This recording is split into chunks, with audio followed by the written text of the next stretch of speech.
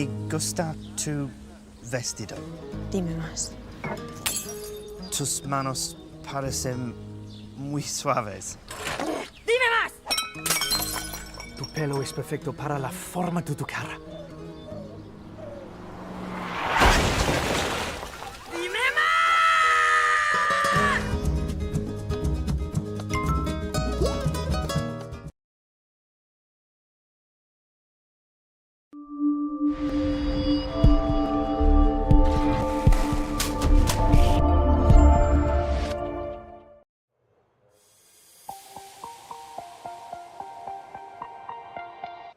11 races down and 1 remain in the 2023 Area Cup Series regular season.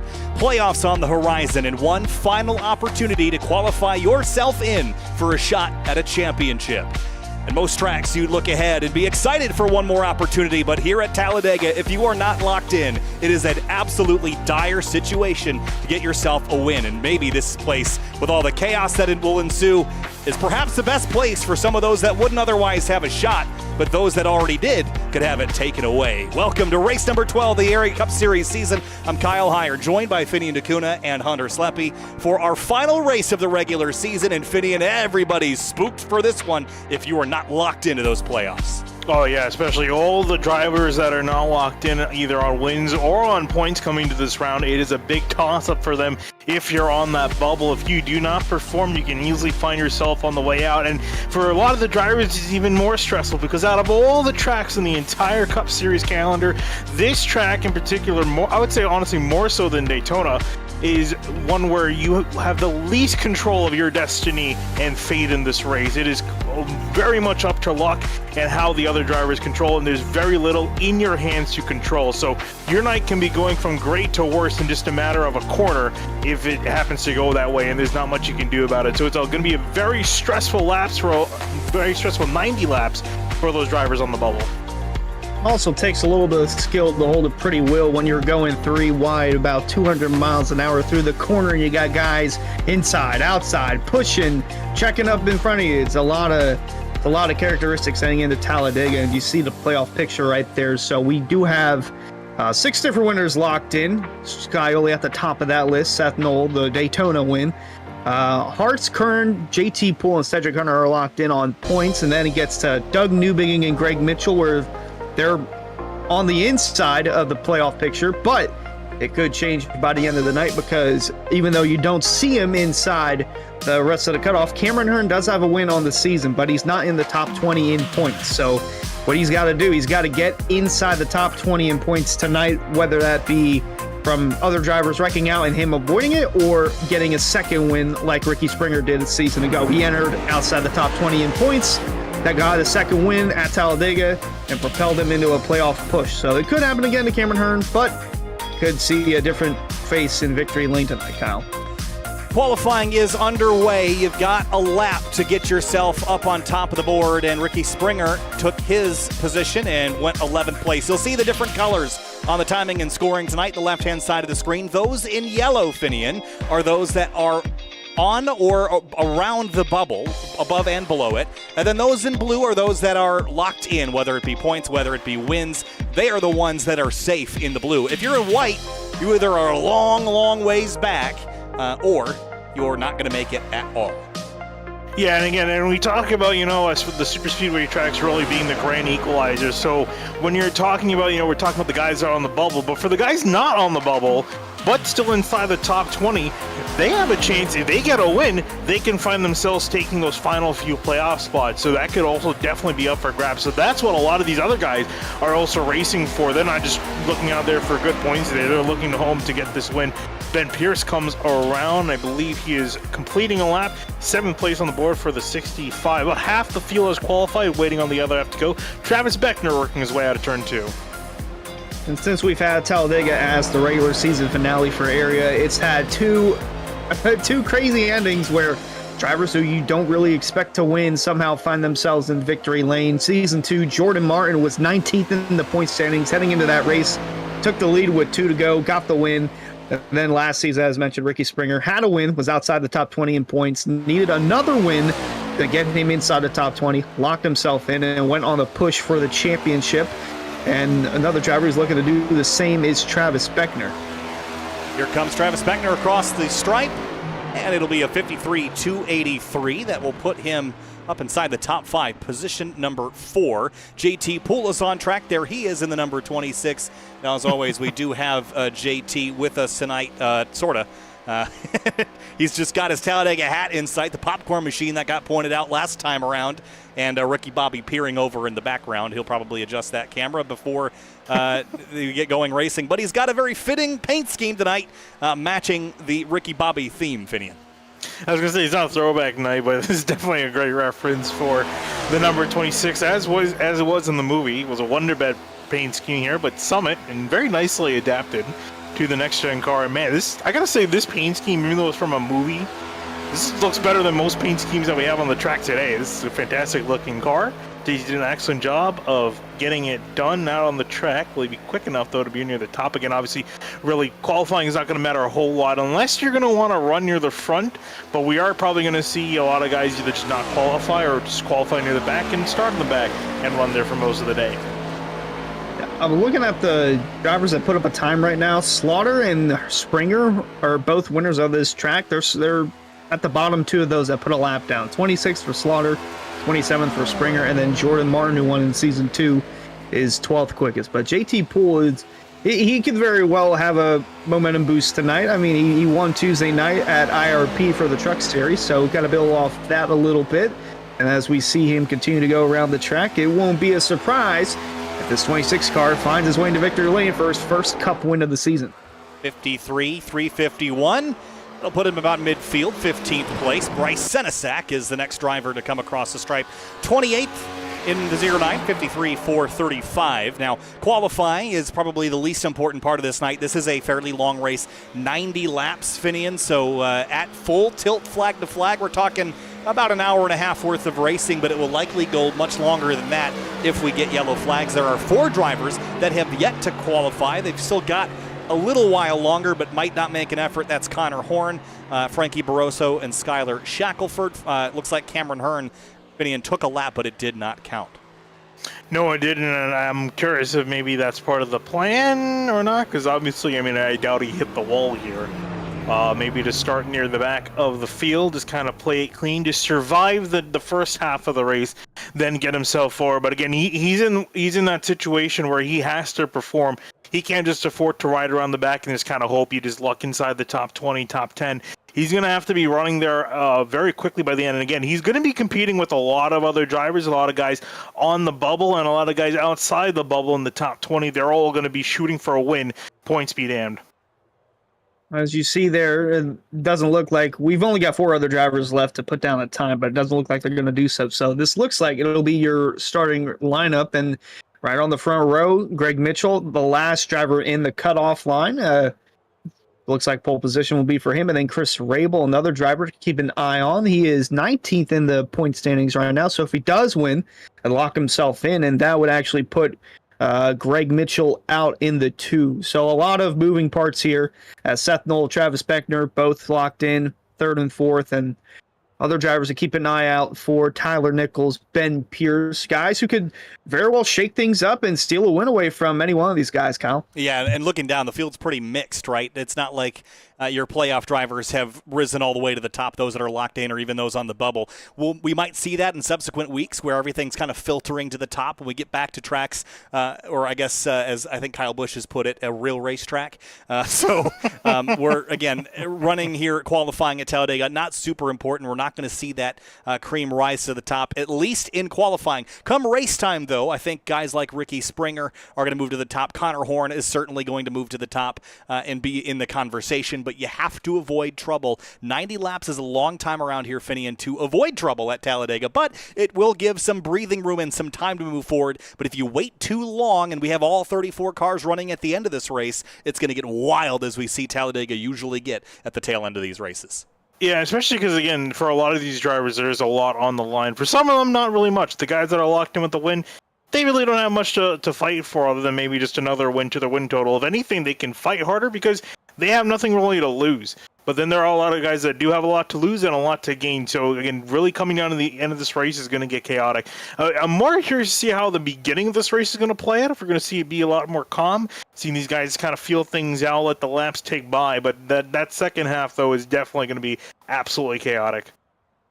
I think you're definitely going to see some guys who qualified up front are going to pull below the double yellow line, work their way towards the back, just try and stay out of harm's way as you look at your playoff picture for the final time before we get into the starting lineup presented by Roasted Gems Coffee. And Kyle, these guys are going to need maybe a cup or 2 or 10 of Roasted Gems Coffee to keep up with the speed in this field. I think they're going to need that. We'll get through a Roasted Gems Coffee starting lineup here in just a moment. But before we get there, race fans, be sure to subscribe to the Area iRacing Twitch channel. For only $5 a month, you can watch all area broadcasts commercial-free. You can also use new Area iRacing emotes in the chat and earn double channel points as a subscriber that you can use to redeem for free merchandise. And again, our 12th and final race in the regular season.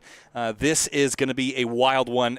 You know, this is kind of how NASCAR does it in the real world now, too, Finian, with that cutoff race at Daytona. It just amps up everything when you come to these big super speedway draft-style tracks, and it creates a lot of desperation as well in the closing moments.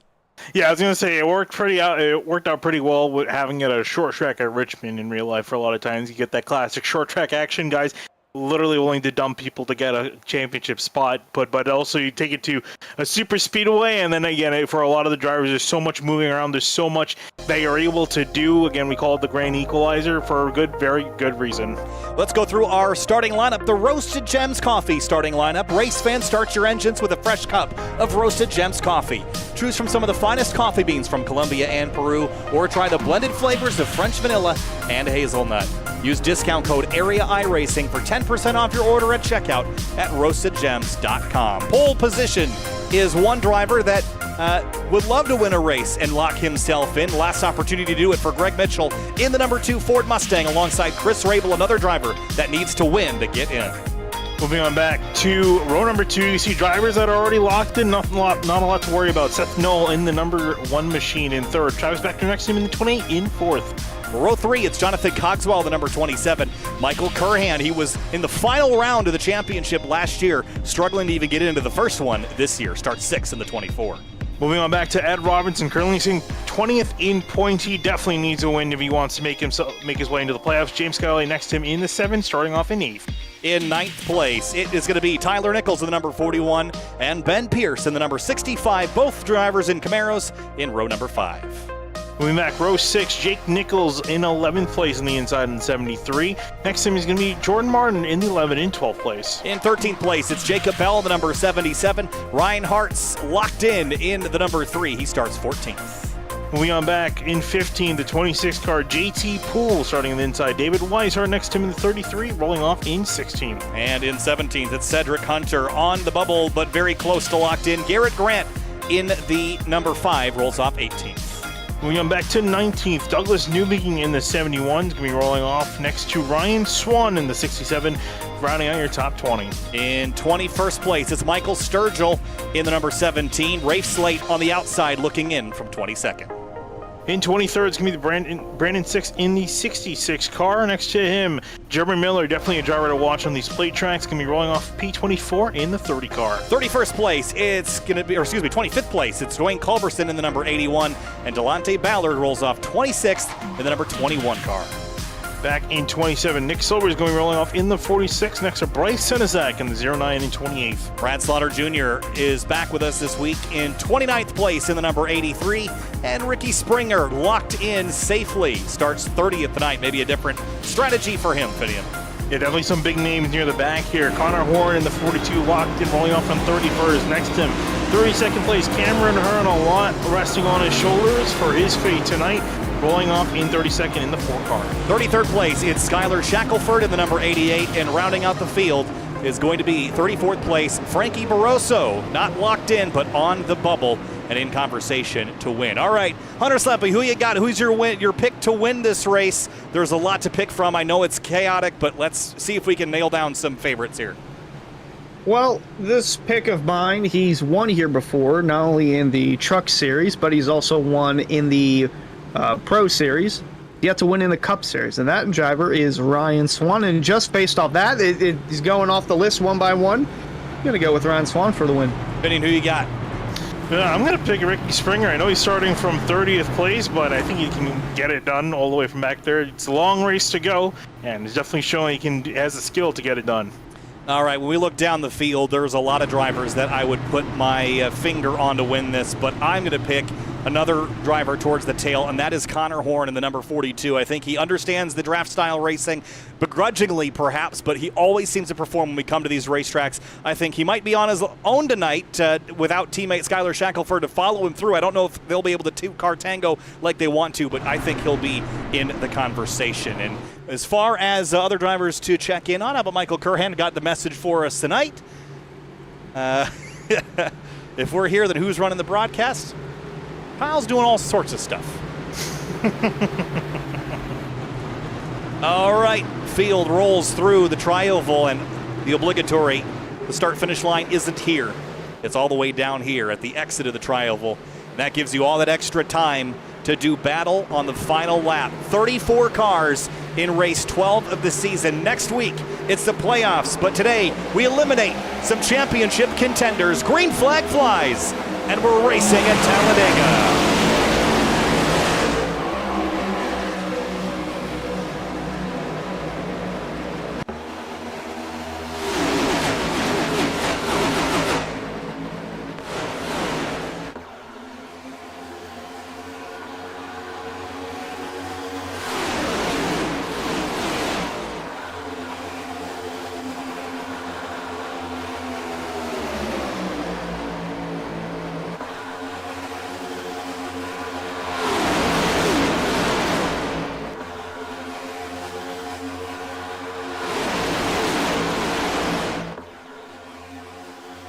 Out of turn 4 for the first lap, and already some big moves down the back straightaway. Travis Beckner to the high side with Michael Curhan giving him a big push in the 24, shifting and shuffling and just staying in line, keeping a steady wheel.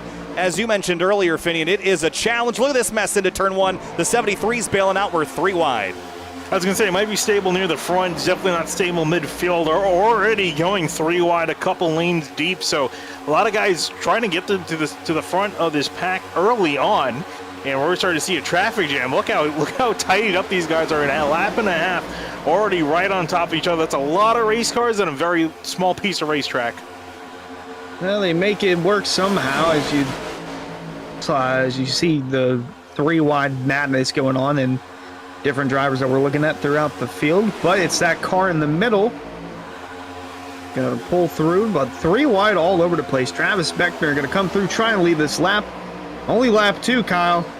I don't know how much longer they can do this. Well, I don't know either, but David Weishart drops to the bottom, and the 28 and 8 of Rafe Slate will come up the middle. The 30 of Jeremy Miller. I can't believe nobody picked Jeremy Miller. The plate goat up there running 5th, Finney, and he's always a contender when it comes to these plate races. Connor Horn, my pick, has dropped to 32nd, maybe to play it safe for now because he doesn't like what he's seeing out front. A lot of 3 wide.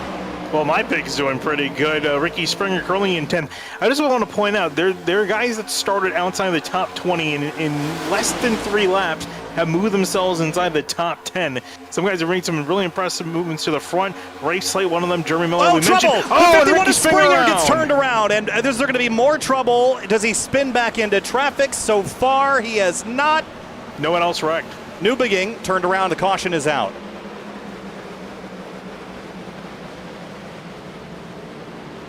Wow. Well, they made it about 3 laps before threading the needle and threaded it too much, but early yellow, not too many drivers involved, although one of them was Ricky Springer. Take a look at the Simrat Market replay.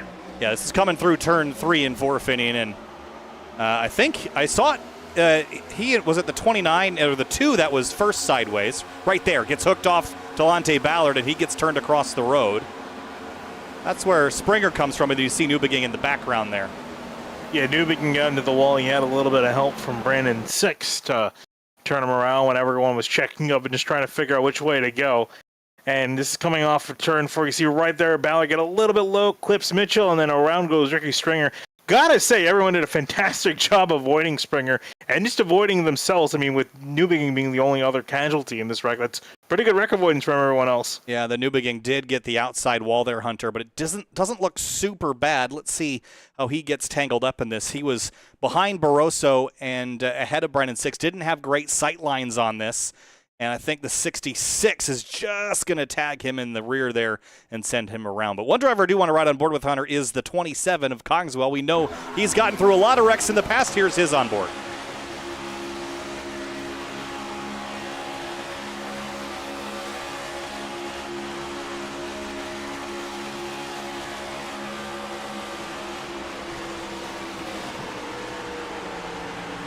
Whew. Not as clean there, but he still found a way to get through. But yeah, that damage to Newbegin, although minimal, it's not going to help the car in the slightest. He did enter as the highest driver in points, 11th, without a guaranteed spot in the championship. As you see all the swerving in and out on pit road, this just splash and go, or is anyone going to change their tires? Looks like just splash and go. I think this is probably just going to be a fuel stop. Why not, right? Track position doesn't matter all that much. There was 7 drivers that did not pit, and they are now the top 7 on the left-hand side of your screen. Curhan back to Senesac. They stayed out. Everybody else in, and most just a splash of fuel. Bam. Yeah, pretty much. I think just might as well top off on fuel. Looks like Jake Nichols. Just trying to confirm this because on our timing screen it shows that he just passed through pit lane, and it looks like he did. So he didn't stop in his box, just passed on down. Guess he missed it. So no service for the 73. But I think this is smart for a lot of guys just to top off on gas, because you never know, depending on how many more cautions we get, fuel could be a factor. And as we saw, it was very easy for some people to gain 20 spots in the matter of 2 to 3 laps. I don't want to picture Talladega becoming fuel mileage, but it could. Well, here's what we know we're going to get, guys. 3 words, say it with me. Green, white, checkered. There we go. Yeah. So you might as well have your tank full for the almost inevitable extension of the race distance of 90 laps. So 5 laps down this time through. Michael Curhan leads the way. It's his 3rd lap led when he comes across the stripe. And again, anybody in the yellow, if they win, they are in. And that's not true for all the drivers in white. There are some that could win and get themselves in. I think you mentioned Rabel earlier as one of those.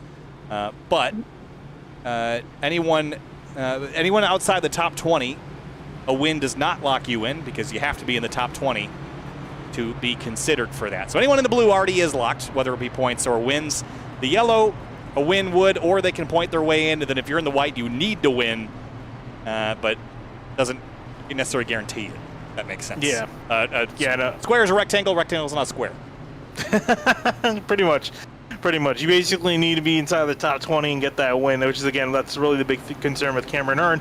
Already has that win, but is 25th in the points. I believe he's about 18 points back from P20. So he's not really going to know how everything shakes up until really after the race, depending on where his competitors finish and if he scored enough points over them to get inside that top 20. Looking at JT Poole currently sitting in 19th, a few spots back from where he started. At first the camera was too high, now it's too low. Can't quite get it right. Someone needs to sell that man a C-clamp or something. It looks like Ricky's got his roommate back. Oh, he's gone. The race strategist right there. And here's a driver we haven't had in a long time on camera. That is driver of the number 83, Brad Slaughter Jr. Hey, there's he's watching, I guess. Got one eye on the track, one eye on us. I was going to say, he looks super serious under caution. Well, fun fact about this, Brad Slaughter just recently got glasses, so he's experiencing what it feels like to be in 20/20 vision for the first time. Could not see too good out of the left eye, so now he can see both left and right, and you're going to need it, especially for a place like Talladega. Well, at least he can see the finish line and see the walls and see everyone around you. Otherwise, it's a bad time. But Brad Slaughter Jr.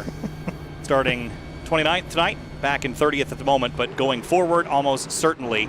There's a lot of cars that are single file back here, guys. I was about to say, what's the deal with this? Looks like a lot of guys came back in to top off on gas. And with that, they will line up double file again for anyone that didn't come back in. Everyone else behind those single filed out, and we'll get back underway on lap number 7. Curhan takes them back green at Talladega.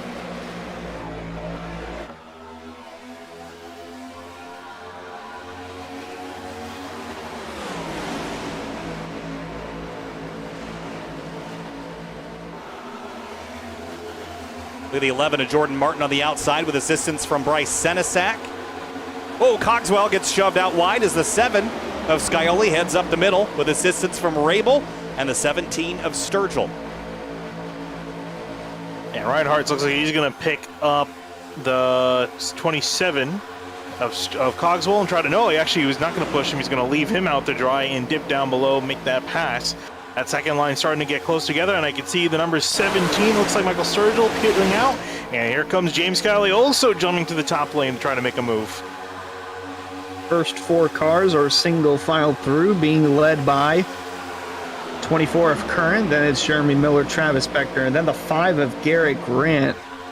Interesting one to keep an eye on in the 5 of Grant. He's 18th in the points, so a win for him, and he's locked into the postseason, but got to make it through the next 80 laps or so without being involved in an incident. And that outside lane's starting to get a chug. Here comes another driver just jumped to the outside. That's Delonte. No, that's Seth Knoll. Seth Knoll in the 1 just jumped up there. Now, Seth Knoll's an interesting one to keep an eye on because, guys, who won our last Super Speedway style race, discounting Atlanta, that was Seth Knoll, Finney, and he was our Area 500 winner. Look at him charging to the outside, and the 30 of Millard goes to protect, and Seth Knoll will pick him up for now. Gets shoved to the right, though, by the 33 of Weishart. And here comes now, you can see him try to work on the outside, is disconnected from the 33 though, so here comes now Jordan Martin pushing the 30 of Jeremy Miller up the middle, and that top lane is going to lose a bit of steam. James Scioli looks like he's going to pick up that top lane with Michael Sturgill, but they need to start to get going. They're losing quite a bit of time. Jordan Martin, 17th in points, a win for him. He'd be locked in. Bryce Senesac, the car behind him, pushing him. 23rd in points, missed last week at Indianapolis, so a win would definitely help him, but would need a little more help. Jeremy Miller in the 30, though, going to continue to lead. Miller got Senesac now looking to the outside with Rabel coming, but here comes the 09 of Senesac. Senesac to the outside, and big move from the 3. Where did he come from? Ryan Hart's to the outside. He wants the lead. He's got it for a moment, but a big shove back to the 30 should shove him across the line. Who leads this time? It's Hart's. He gets his first lap led of the night. I was going to say, Ryan's been doing a fantastic job. We normally talk about at Talladega and Daytona, you need good friends, teammates to work with. He said, forget that, and he just was kind of picking lanes, picking lanes when they were going, when they were gaining time, and just moving in and out of them, and drove his way to the front. Miller continues to lead, 24th in points, so just like Senesac, if he wins, he would need a little more to happen. But here comes the 11 of Jordan Martin with the 1 of Seth Knoll pushing him. David Weishart in pursuit as well with Scioli. Boy, that outside line is stacked, and they're ready to go to the lead, Kyle. Big shoves from the 1 to the 11. And Jordan Martin is making up ground on that inside row, but Miller, Rabel, Curhan, Beckner on that bottom lane. On the outside, it's the 11 of Martin, the 1 of Knoll, the 33 of Weishart, and the 7 of Scioli. Now, the middle is led by Bryce Senesac, but they've gotten sucker hold, and they're falling backwards. Looks like those middle cars are dissipating and getting merged into the outside lane. So all this about 1.4 seconds ahead of a secondary pack led by Greg Mitchell, Finian. So they've separated themselves out. A nice, safe place to click off some laps. Yeah, I think they saw on that first one. Whoa! Scioli getting bobbled. He's trying to save it. A couple wiggles in 3 and 4. Manages to hang on to it. That could have been a disaster. I mean, again, for him, not too much of a concern, but definitely a Code Brown moment right there. I think he got a tap from Cameron Hearn is what set this off. He tried to come down and block the run from Hearn, but fortunately, it didn't result in an incident. Otherwise, that would have taken out, possibly could have taken out Hearn and others, especially that second pack in the back. Checking up would have been an issue there, but nonetheless, we've got Another driver that's gone over to the lead. It's the 3 of hearts with Miller on the bottom, and then Rafe Slay in the 8, his teammate on the outside. Yeah, the 8 purple car getting shoved forward. JT Poole is giving him a huge shove. And right behind is that Area 500 winner. You just see the focus that you have to have. And just look at how tense JT is right now. It's hard to get relaxed. And sometimes drivers in the real world will tell you this is some of the most exhausting racing you're going to do. Not because of the physical element of it, but because of the mental strain that you're having to deal with. How focused you have to be. That heart rate is absolutely climbing, and JT drops to the bottom. Yeah, and I gotta say, it's also, I feel like that's definitely increased by quite a factor with the next gen car. Compared to the Pro Series and the Truck Series car, the closing rates for these cars are so drastic that you really have to keep an eye on which lane's coming at you with a run, trying to pick out where to go. And also too, with the rounded bumpers, it's very easy to spin someone if you push them the wrong way. Speaking of a push, huge shunt to the back of the 26 from Jeremy Miller.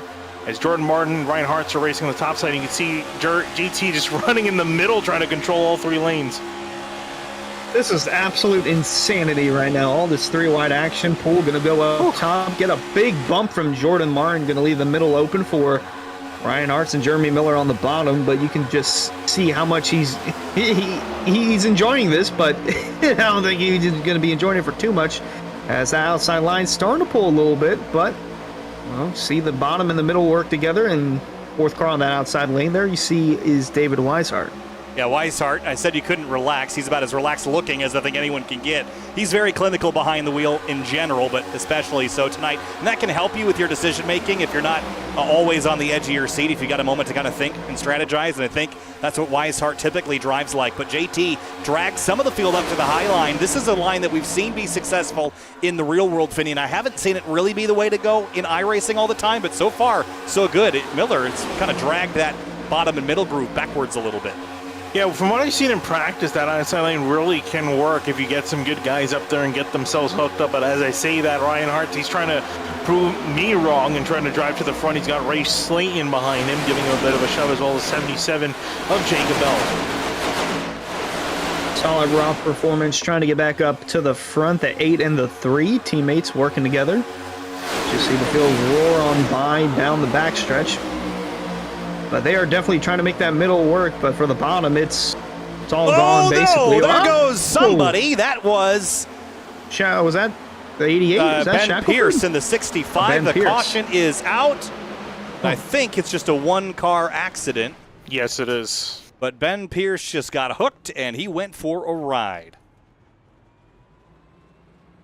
Caution out for the 2nd time today, this time for the 65 of Ben Pierce. And watch. I think is it the 3 of hearts here? Just goes to the right and just kind of miscalculates. It looked like, I think Ben Pierce is trying to see if he can shoot the gap and get past the 3 and get into his lane. And I think Hartz, meanwhile, was coming up to side draft.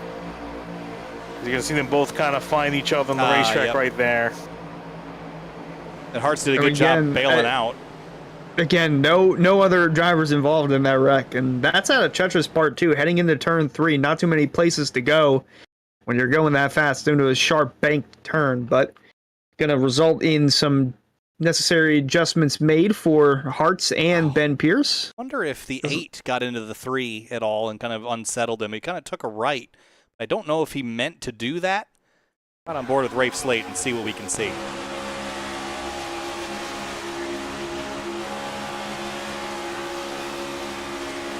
Right?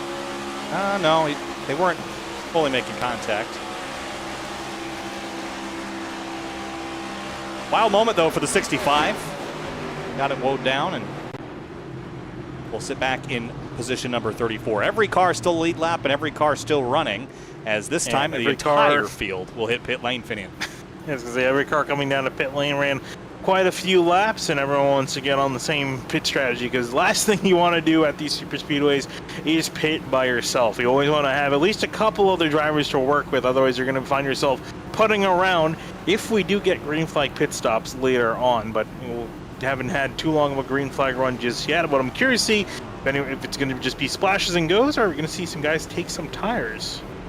Well, if you're going to take tires, you better hope to not have the pit crew of the 20 car, Christopher Bell. You don't want that happening, because then you'll lose 7, 8, 9 positions on track.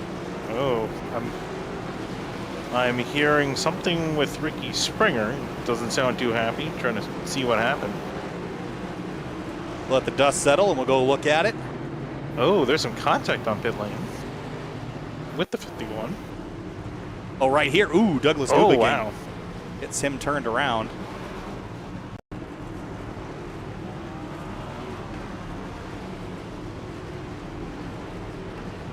Oh, boy. So this is an interesting one for me, guys. Again, in road racing, that inside lane is the transitional lane, so that is you don't have the right of way there. Yes. But yeah, I don't know. I mean, if this was SRO's rules, 51 would be at fault for this, but we're not using the SRO rules, so I guess that's not for me to decide.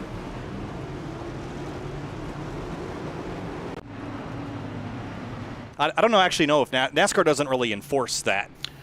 I don't think. No, they don't. I know, like some other series have.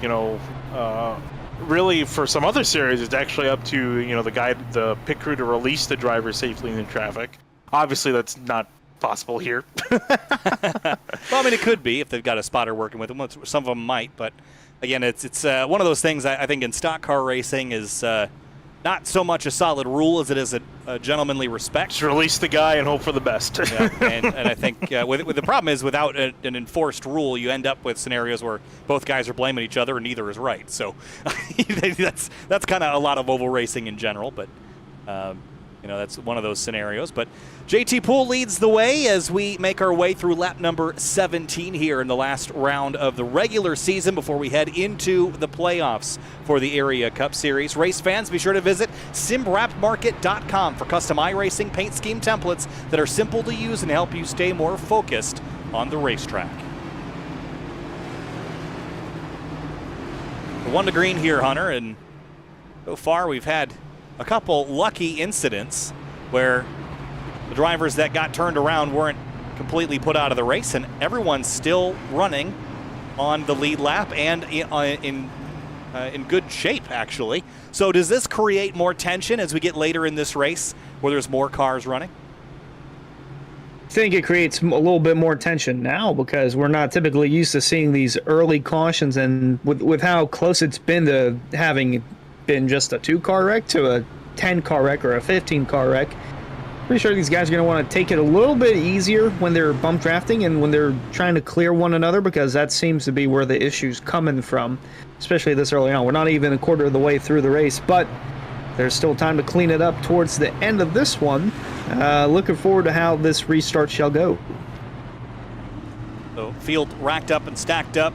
Any favorites that we've seen emerge so far? This 26 is looking pretty strong here early. The 7 in pretty good position. The 29 and 17 have moved forward. Finian, who's got your eye? I think definitely that 26 at JT Poole. He's controlling the field pretty well. Some may argue he's controlling it a little bit too aggressively this early on, and I'm kind of thinking he might be a little bit too aggressive in some of his moves early on. I mean, we're only on lap 18 of 90, and he was kind of racing like it was towards the end. And not that there's anything wrong with it, but some guys definitely might rub some guys the wrong way, and they definitely might leave him out to dry later on. But he definitely is showing he's got what it takes to be in front and command the field, so he's looking pretty good so far. He's just driving like the guy right behind him. That's how Ricky Bobby drove. How do you think he got to the end of Talladega before, his old little shindig? But one driver that I am impressed with early on, Jordan Martin. He's also been a front runner with the one of Noel behind him. Don't want to count out Weishart either, but here we go, Kyle. Come back to the green. Come back to the green flag, lap number 19 of 90. Back underway from Talladega.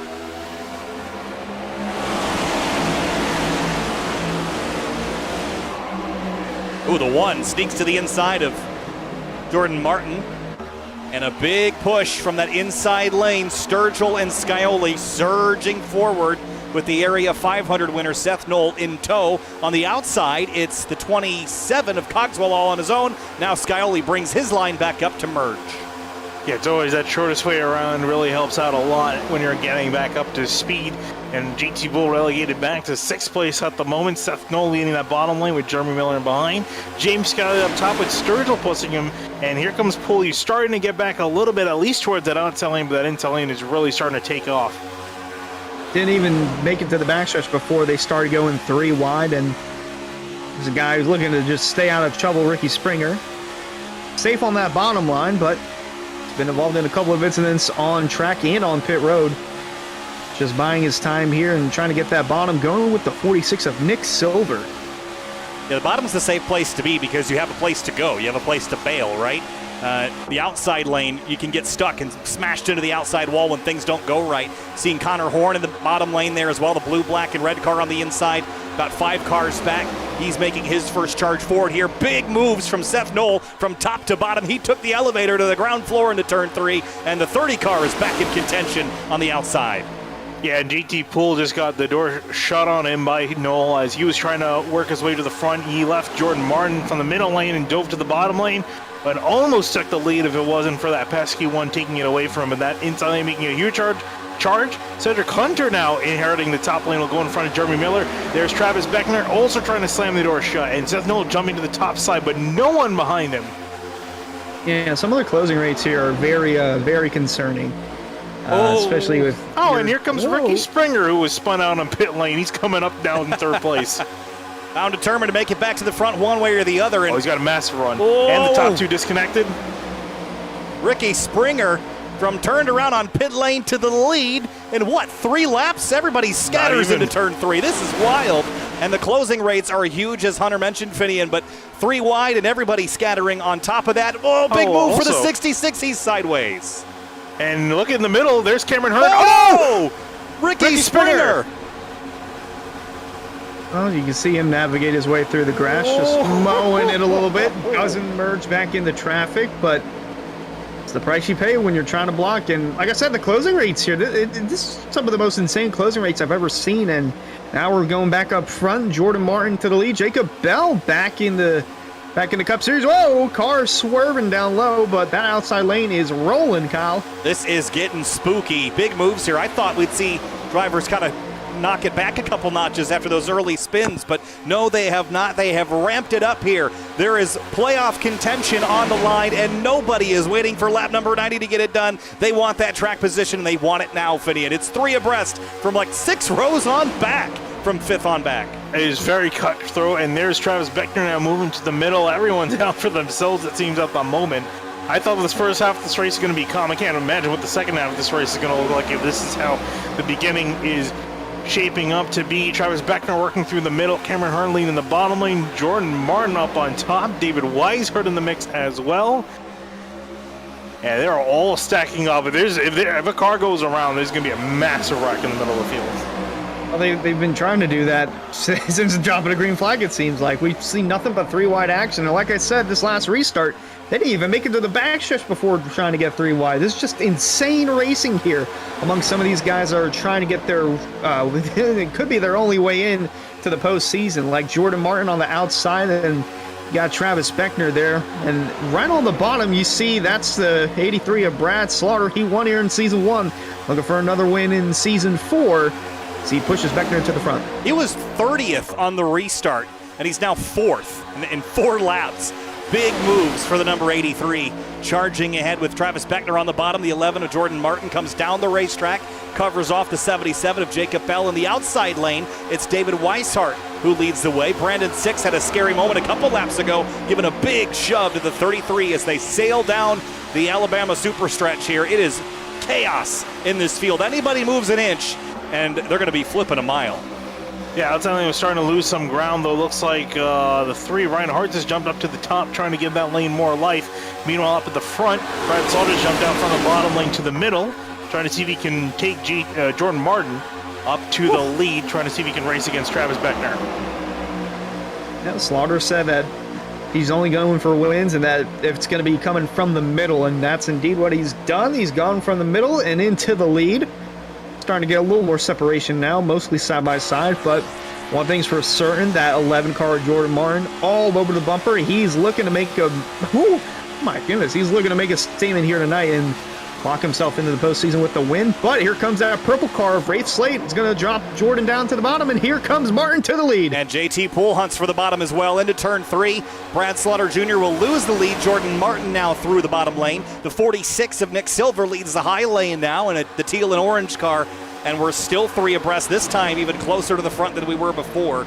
High-octane racing at Talladega. This is what you come here for. This is why even the virtual grandstands are packed full as we're side-by-side at 192 miles an hour past the start-finish line.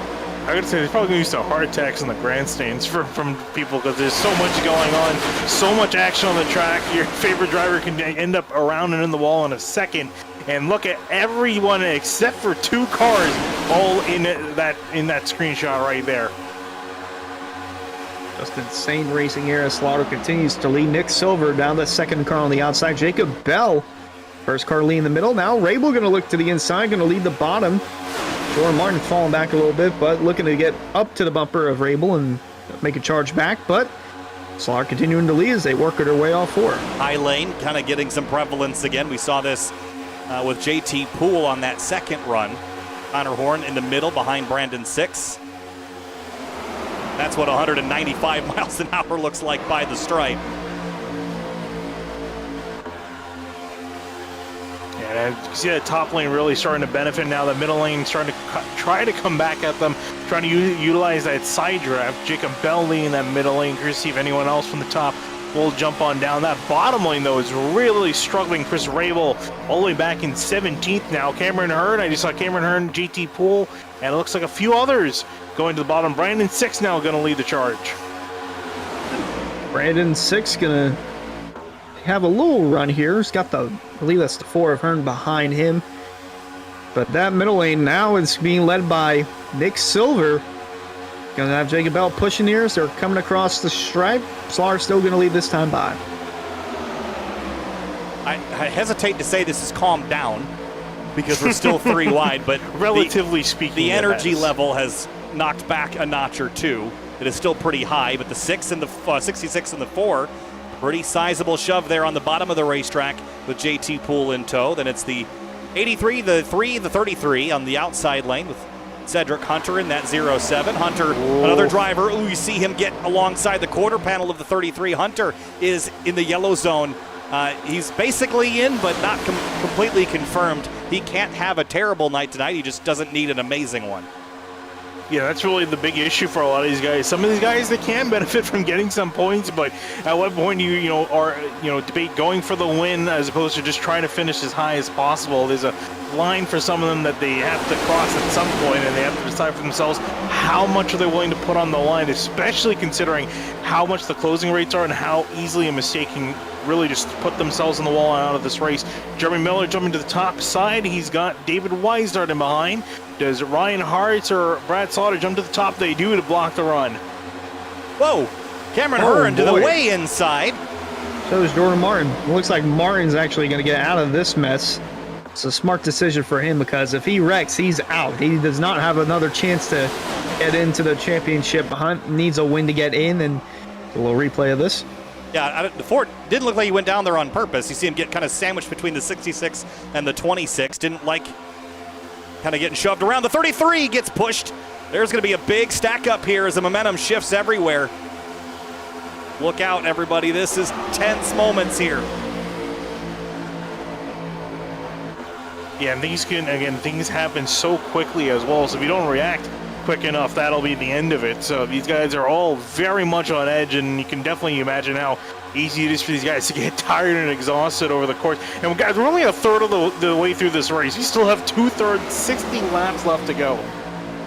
Oh, and there's Brandon 6 there flirting with that double yellow line, but looking back, and like you mentioned, Finney, you're going to have quick reaction times if you're going to want to make it to the end. Like we saw there in that replay, Jordan Martin was a few cars behind Cameron Hearn, but when he saw him pull low, he immediately ducked low and then just decided to go to the back, and now he's just buying his time as we ride on board with Jeremy Miller, the race leader. Whoa, contact close with Slaughter and Silver. Silver going to go to the bottom. Slaughter now to the bumper of Miller. Yeah, now if the 30 and the 42 get hooked up, that could be a pretty dangerous combination. Jeremy's having to be pretty aggressive to defend right now, but put the 42 behind him, and they'll work together pretty nicely, I think. But they're in completely opposite lanes. The 30's been very aggressive. The 42's been a little bit less, but now to the middle goes Connor Horn, and up into second place for now. Connor's locked in. He can be aggressive. His teammate in the 30 cannot. But well, I guess maybe he should be, because he's not going to point his way in, will the 30. So win or bust, I suppose. Here comes the 3 of Hearts up the middle. Hearts trying to see if he can make some noise. Nick Silver losing a lot of ground. No one behind him on the inside, so that lane's going to check up a little bit. So the middle lane working well at the moment, and there is Connor Horn jumping to the outside, trying to see if he can usurp the position from Ryan Hartz and JT Poole as both of them come up to block, as the 42 and the 30 finally team up for the first time. I think they found each other this race. Now can they do anything to get past the 26 and the 30? Oh, risky blocks there and bumps from Poole and Hearts as they continue to lead the outside lane. I think that's what they were trying to go for. Just bring the top back to the way it used to be earlier in the race, where it's just the middle and the bottom fading and the outside was thriving. And now Slaughter's going to jump down to the middle and toss his hat into the ring for the battle for the lead. Yeah, so the 42 and 30 getting hooked up was something I thought they were going to do. You see the 83 has to bail. Where does he go now? Sucker hold. Yeah, I was going to say the sucker hole comes and goes. It's not completely in the middle. Five wide for a moment. They somehow got through it. I don't think I've seen that ever work successfully at Talladega. Watch this.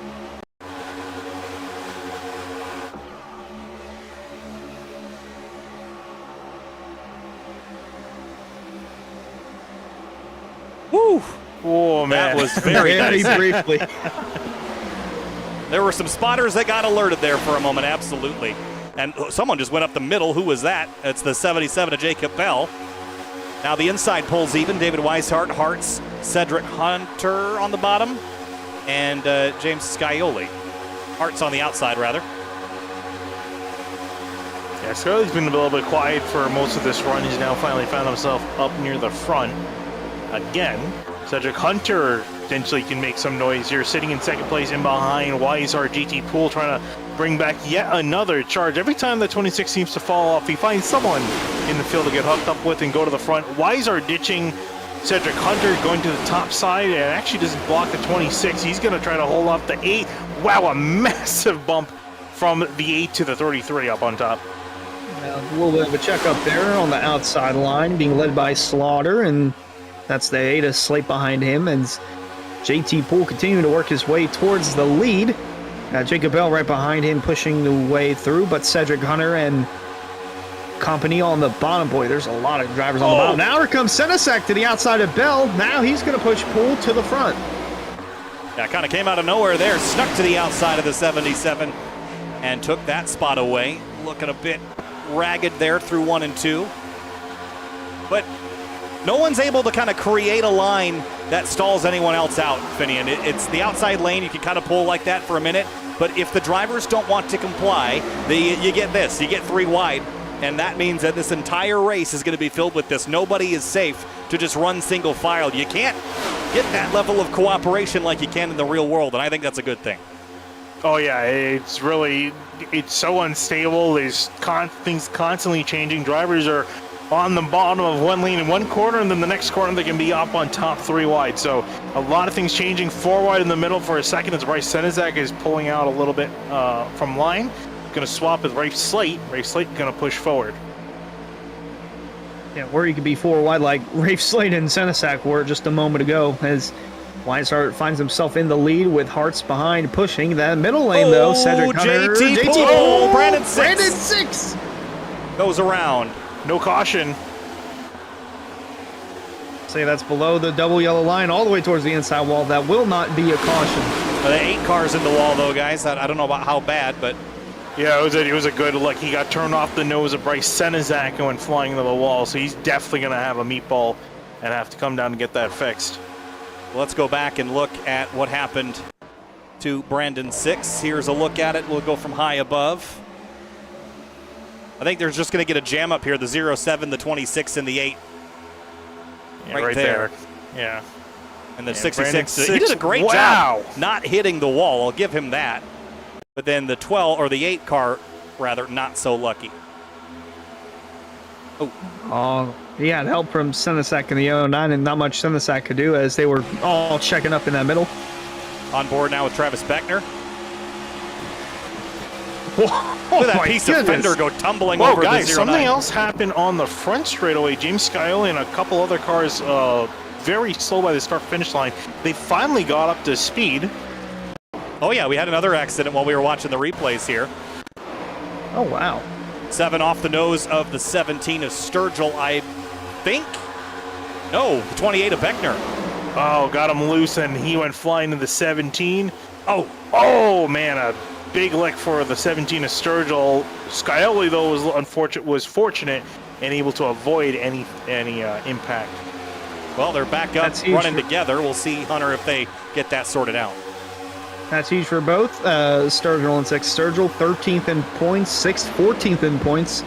They're going to need something to turn their race around as we're nearing closer to halfway. But right now, that 42 car, Connor Horn, teammate Jeremy Miller, leading it for 609 Motorsports. But that outside line, Beckner and Weishart, going to try and make a push for the lead. Yeah, so that all that chaos kind of shifted things around, and it put the 42 and 30 out front. It's going to take it a minute, but look at it kind of squeezing back together again. It just doesn't take long. If the drivers want to be aggressive, the racing will be aggressive. I think that's just how it has been with this next generation car at Talladega. JT Poole back right in the middle of it after having that spooky moment a couple of laps ago, right behind Travis Beckner. That car's off the front bumper, just missing the rear bumper. Shake and bake, baby. Glad to see that he's enjoying himself there, and he's been having a really good run. To see why he's enjoying. He's also doing some dances. Shake and bake. And it has split the field up pretty significantly now. There's 14 cars in this first pack of the 9/10 behind. Michael Curhan is leading a second charge. Yeah, then you go all the way back, and it looks like Brandon Six Douglas is going to meet up with Douglas Newbing and Ricky Springer, who lost the pack earlier. James Scioli, Michael Sturgill, trying to see if they can all form a pack of 5 to somewhat get going, and because they're about half a lap away from the rest of the leaders. Slowly making their way back towards the main pack. Going to make it one big pack in a few laps here, but you just see the field roaring by the backstretch. When they get back in this huge packet, you're going to immediately see 3 wide action. You're going to see some close quarters racing, just like we're seeing here with these 2 packs, but eventually they'll become one again, as here comes, that's the 4 of Hearn to the outside. Hearn needs a good run here to get back inside the top 20, because then with the win he had earlier in the season, he'd be locked into the postseason. Well, for those on the bubble, their worst nightmare scenario is that the 4 points his way into the top 20 but doesn't win, and someone else outside that bubble wins the race. That is the worst case scenario for drivers that are inside but just. And that could really mix things up here. Look at JT goes to the middle. He's going to have some assistance from Seth Knoll. Cedric Hunter thought about going to the middle. He didn't. And it's a 3-car train on the outside. Weishart, Bell, and Rabel. Then it's 2 cars in the middle and a whole bunch on the bottom. Connor Horn gets the biggest shove, almost back to the lead into turn 3. Yeah, it's already starting to get crazy again up near the front. Kind of similar to what we had earlier, not as crazy due to the smaller amount of cars. Although that's, speaking with that second pack, they're pretty much caught up. And JT Poole, though, is sucker hole in the middle. He's dropping back really quickly. They're still trying to go 3 wide back there with, looks like Hearn, Rabel, and the 5 of Garrett Grant. Pack slowly forming again, though, but Connor Horn continuing the lead as these guys are a little more spaced out now. Outside lane still going to have some sort of a push here. 33 of Weishart looking to make a run with Jacob Bell behind. JT's popping out again with help from Seth Knoll.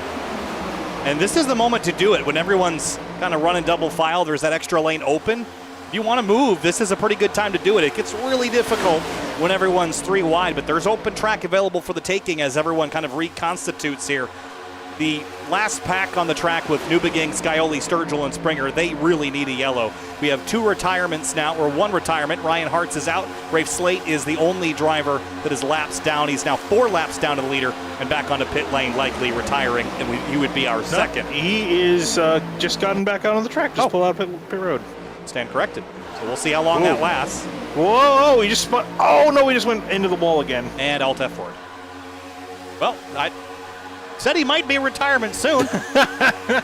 You're about 15 seconds too soon on that comment. Brad Slaughter Jr. back up in the mix here, right behind Jonathan Cogswell. As we approach halfway here, we've had 2 yellows so far. Probably a whole bunch of things in between then and now that should have been a yellow but have not been. And that can happen at these big tracks. If you can spin onto the apron and not come fully counter to the surface, you don't end up with a yellow. And you can go green even with incidents like we've seen. We've seen races go green despite a whole lot of incidents, Finian, back in the Outsider Racing League days. Yeah, I was going to say, I mean, speaking of going green, really now one big question these guys got to start thinking about is pit stops. And nobody, I guarantee nobody practiced pit entry. Every single time we come to one of these super speedway style races, Hunter, nobody practices them because they don't think they're going to need to use that skill. And then how many drivers get black flags for speeding or crashing on pit lane? Well, not only that, but like you mentioned, some drivers don't get the message, and then they just ram right into the back of someone trying to get on the pit road, and that could create a caution. But, only time will tell. We are about a lap shy of halfway, but these guys are still going at it 3 wide up front, even though there's only about 4 or 5 cars in each lane. Seth Knoll, JT Poole making it work. Now Poole going to look for the lead. Yeah, JT's been really aggressive tonight. Oh, like what we've seen out of him. Quick update. Looks like that Ryan Hartz has lost connection. Oh, yeah, I wonder what happened to him. Remember Ben Pierce was turned around sideways, was our first yellow for the night? Yes. Whoa. Second yellow, rather. He's back up to second place. Gave a solid bump to the 26, almost sent him a little bit sideways. And Skylar Shackelford, too, running very well. Haven't seen a whole lot from the 88 this season. A couple times he's been running relatively okay, but this is the best run we've seen him have this season by far. Competing up there for the win. He's definitely a wild card that could. Whoa, oh my goodness. That was Seth Knoll getting a massive push there. Could have been real bad from Travis Beckner. Beckner's been close to disaster pushing some of these guys. But yeah, the 88 of Shackelford, he's definitely a driver. He's well below points to where his win wouldn't affect him making the postseason, but could affect others as their only ticket to get into the postseason. A little bit of shifting and shuffling now. The lines aren't quite as even as they were. Teammates have gotten separated. Now they're reassembling Connor Horn and Jeremy Miller in that outside lane. Here's Cameron Hearn dropping to the bottom. Maybe he'll find some friends down there. JT Poole could be one. Miller's going to drag Horn to the bottom with him, I think, through the center of this pack. Whoa, the 4 goes and slides. Does he save it? He saves it. Oh, no! Ben Pierce. And Hearn does not miss it this time. And punches the wall there. That might do it for Hearn's playoff chances. Especially with the caution coming out, too. Here's a look again. The 30 just had a huge head of steam and just huge bump draft in the middle of the corner. And then right here, the 4 tries to blend and just doesn't do it right and just... Wow. Yeah, that was way too quickly of a merge. I'm sure Ben Pierce was completely caught off guard. He wasn't definitely not expecting the 4 to come up there. Yeah, it stinks because he didn't get shoved off track fairly, right? He got a hit mid-corner, a sizable, probably overzealous draft, but then the merge kind of, what really took him out was his own mistake, and that's going to sting. But yeah, 32nd place, likely out for the night. That is the end of Cameron Hearn's championship run. I just can't believe it, how many wrecks we've gotten away with. Say that genuinely now. Impressive. Yeah. Say that. Talk me on lap 88, see how we're doing. Well, I mean, we're due a caution at this point. We should have had 3, and we've had none, and we've been green for 30 laps. Well, there is a group that would love to see a yellow, and that's this one. Sturgill, Newbegin, Gordon Martin, Ricky Springer, Scioli, some good cars in this pack. And they've got there's everybody scattering up here. JT Poole to the bottom. You can't leave these guys alone for 3 seconds. They start going all over the place. Oh, Tyler Nichols in the wall. Or no, that's the latte. Yeah. And just like that, they're 3 wide again. Said they're like cats. You can't leave them alone. They'll climb on top of your refrigerator. Open your garbage up and drag straws across the house. That's Pollard on that? Yes. I have to put in cups with straws upside down because he'll go in just to get the straw out. Oh, 4 wide for a second. JT Poole close with Michael Curran, Jacob Bell, and the 27 of Jonathan Cogswell. That could have been disastrous there in the midfield. That caused a little bit of a breakaway. Top 11 have a bit of separation up on that top lane. Again, we talked about this. Rarely do you ever see guys just riding in the top lane single file like they do in real life. And making it work tonight, though, at least for the time being, until one guy gets out of line.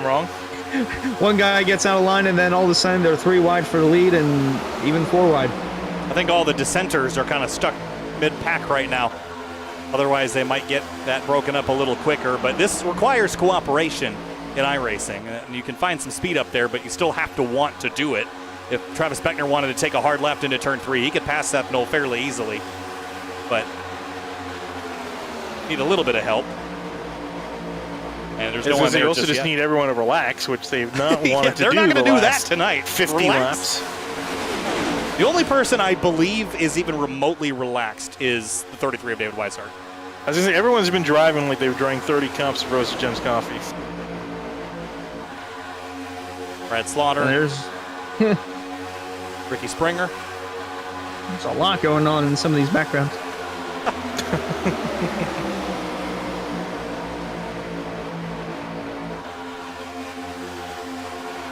Working lap 51 of 90. And guys, this race is moving along at a pretty good clip. 33 minutes or so of racing to go if we go green to the end from here. And we're 34 laps into this stint, so when do we think about pit stops, Hunter? We have to be getting close. Gotta be within the next 5 laps. If you want to split it that way, or just be like Shackelford and split it down to the bottom. I think for a lot of you guys, I think they're probably just going to run the tank out. That's what I would do, because I think if you come a little bit early and the caution comes out, it's going to throw everything off. Plus, remember we were talking about it earlier, obviously the 3 magic words, green-white-checkered, you're definitely probably going to want to think about that and carry just a little bit of extra fuel to make sure you can make it in case something goes wrong. Yeah, we probably make it to the end from here. Well, not quite. Another 3 or 4 laps. We're good. But you're just going to want to go a little extra. And let's talk about tires. I guess everyone's taking a set right on that last yellow, so you probably won't even bother again unless you have to take a full fuel load maybe, but maybe they want to use this tank up as much as possible and not take tires so then have a shorter time on pit lane. I mean, it looks like some guys didn't take tires at all. Guys at Brad Slaughter, Chris Rabel, Connor Horn, Skylar Shackelford. I'm looking at them. They've definitely not taking tires than some other guys further back. Also Jake Nichols too. Speaking of which, Jake Nichols, he's been everyone's been fighting to the death up near the front. He's not broken this inside the top 20 at all this entire run. Every time I just kind of check for how he's doing, and he's just riding in the back, single file, minding his own business on a Sunday drive. And remember what happened at Atlanta? He did basically just that, and he won. Just lingering. Yeah. He had a chance to win this race a season ago. He basically did the same strategy. Waited till the right time. That was up front towards the end, but did not come to fruition. Looking to change that here this time around as Seth Knoll, Travis Beckner continue to lead things through, but Senesac trying to make that outside line grow to get closer towards those front runners. Douglas Newbigging's group, they are headed down the back straightaway right now, still about half a lap behind. And they're making pretty good speed. They're losing time, but not a ton. Yeah, it was a lot worse when they were separated into 2 car tangos, and then they all kind of converge on one another, and they've pretty much stopped the bleeding. They're bleeding a tenth or 2 here and there, but they're pretty much holding station. But like you said earlier, they're definitely going to need a caution to get themselves back in this race. Lap traffic, Cameron Hearn. Going to be 3 laps down now, but Though 9 at Senesac has made a charge towards the front with Michael Kern, and Senesac jumps to the bottom. Kern still leading the outside. Greg Mitchell now, teammate of Kern, going to go and push the 24 towards the front. Bryce Senesac leads the way. Has not yet led a lap. That will change on lap 54. And look up front, the top 10, there are only 2 drivers that are locked into the playoffs in that top 10, and only 2 more that are even considered on the bubble. There's a lot of drivers that are fighting for, if not a shot at the championship, a shot to grab a win before we finish off the season at more traditional racetracks, Finian. So there's definitely extra motivation here to put this race in a spot on the calendar where it matters to both playoff and non-playoff drivers alike. It's going to create that intensity that we saw in the first 25, 30 laps of this race. And here comes some takers.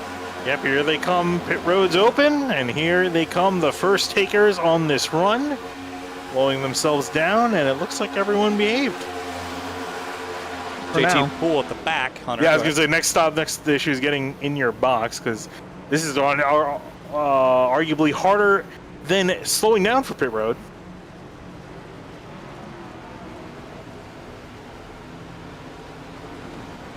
Everybody nailed it there. This is going to create that catalyst, Hunter, to drag everybody else to pit lane. Definitely so. These guys are actually going to catch the 24 and the 2. Interesting strategy here. Not sure what the plan is, but Kern, you're going to have to get back in line. Not going to be able to do so. Garrett Grant going to look low. It looks like he's going to make a pit stop along with Seth Knoll and others as they look to slow down to pit speed.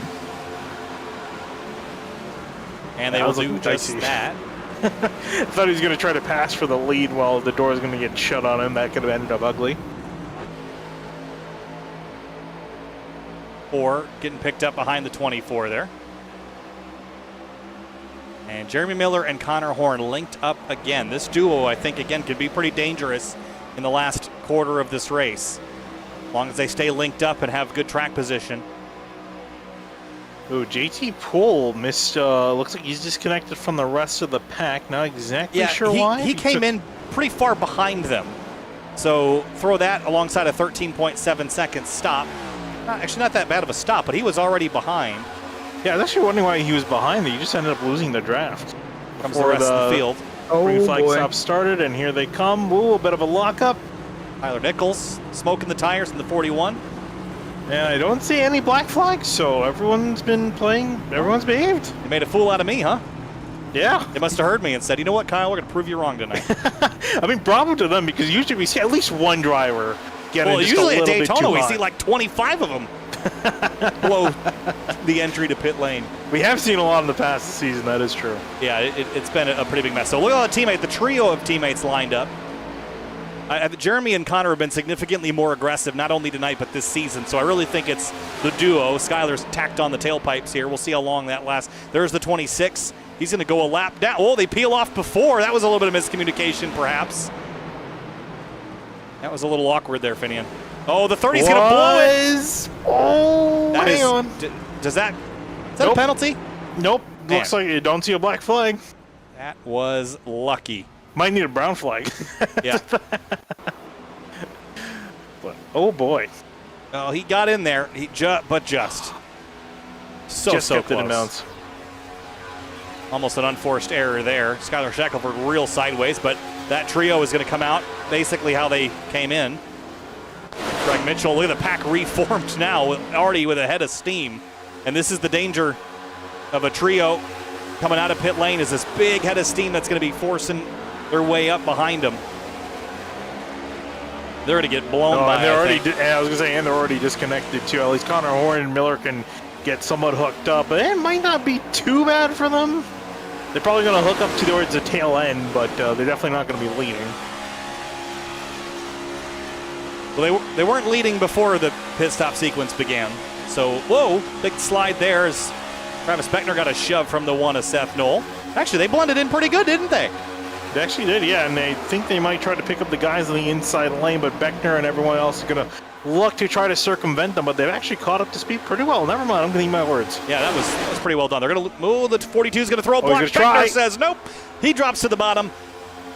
But Miller did a good job. Oh, he's actually going to peel out. I'm surprised he didn't. Oh, did he get a penalty? I wonder if he got a penalty for something something else. else. Got it. Yeah, he got it, I think, leaving. Maybe I think when you leave pit road, it gives it to you. Yeah, perhaps, but that Or is got something else. critical for the number 30. He will need a yellow flag to get back in contention here. Out front, David Weishart leads the way. Brad Slaughter Jr. runs right behind him in second place.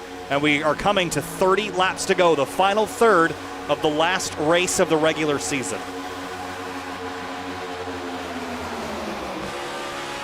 Into turn 3. Slaughter kind of playing the game here, lifting, cooling off the engine.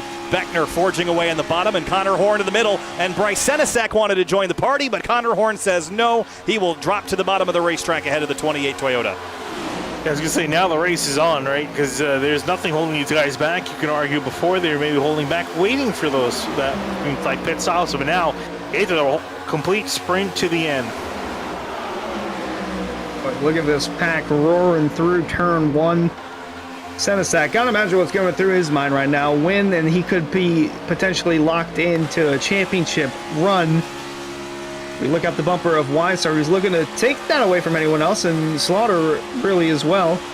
Jacob Bell, top 3 could play spoiler to any of these other guys trying to win to get themselves into the postseason. And just an update for you, Hunter. The 30 pit lane violation left the lines on pit lane, just overdrove the entry, kind of went outside the boundaries right on the entry, and had to come back down pit lane to serve that penalty. He is now 47 seconds behind this main pack. That's definitely going to hurt his chances. Yeah, I was going to say he's not too far from going a lap down. Needs a yellow quick. Weishart takes the elevator to the ground floor right ahead of Connor Horn. Connor's going to give him a big shove mid-corner. We've seen that go poorly before tonight. Oh, he keeps pushing on the sides of the 33. It's getting me nervous. Getting Weishart a little nervous too. You see him checking the mirrors there, checking the right side, having a look at where Brad Slaughter Jr. is. That middle lane gaining some speed as well. And the laps are winding down, guys, so the intensity is picking up. We have only had 2 yellows so far. And despite how green we've gone, I just don't think we're going green all the way to the end. So when does it happen? We haven't had a big one yet, and we always get a big one. I'm feeling 10 to go. I'm looking at possibly with 17 to go. Very specific.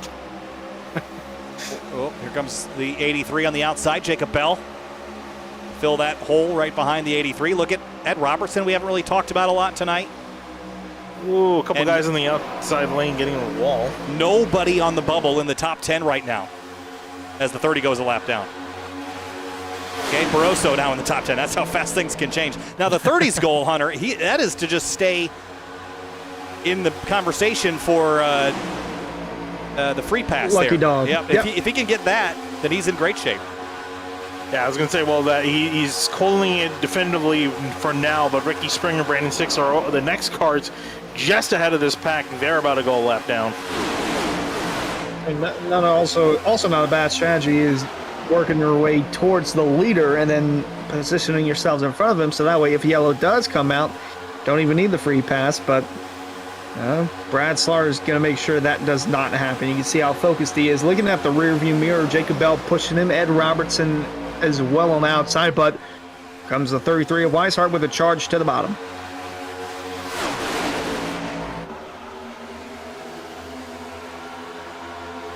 One thing I'm a bit surprised with, no one's taking that middle lane at the moment. Looks to be very much 2 lanes at the moment. Meanwhile, before we saw 3 lanes being the norm.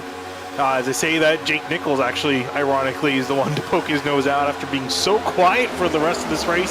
Looks like he's starting to make some moves, and with his Solar Flare teammates, he's got the 41, Tyler Nichols there, Dante Ballard in the 21 as well, ready to go. Oh, the 30, big push on the inside from Cameron Hearn. Whoa, Seth, the no. 1, that was sketchy. The 2 gets shuffled as well. Garrett Grant dives for cover. But you pointed out, Finney, in those solar flare racing cars, line astern, 3 wide, or 3 in tail, I should say. And the Skittles are skedaddling here, the purple, teal, and orange. Yeah, and it looks like Dwayne Culberson's also joined, so a 4-car run for Solar Flare Racing, trying to work up the middle, and a block from David Weishart halting their progress. So the quartet of Solar Flare Racing and David Weishart in that middle, trying to slow down the top somehow, but the outside line just too strong. The bottom really has nothing for any of these lanes, so they're going to have to find a way to get back inside of the battle. As Connor Horn with Beckner pushing behind. Yeah, Connor had a big moment coming out of turn 4, kind of turning down the lanes. Watch this as they left turn 4. He's dropped like a rock this lap, but watch this move to the inside of the 33. Boom, drops it ahead of Beckner, but in this lap has dropped down to 18th place and continues to fall. He's picking up the 30 of Miller. That's what he's doing. But Miller bails on him. Yeah, I was going to say they can work together to try to get to the front and then help him out, try to secure that lucky dog as the laps continue to wind down, though. Yeah, and now you see Weishart got shuffled in the middle. He's fallen back outside the top 10, and just like that, within the span of a couple of laps, it's all Solar Flare Racing on the bottom, being led by Jake Nichols, as he's looking to claim another win this season. But Brad Slaughter holding still on that outside with Jacob Bell behind, pushing.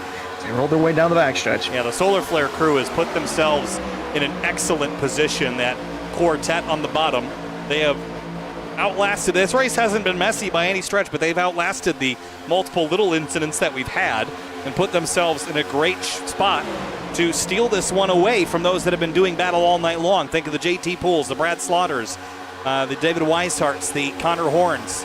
They've kind of gotten all shuffled and disconnected, and now teammates to the front. This looks like Stuart Haas Racing a couple of years ago. Was it 2018 at Talladega?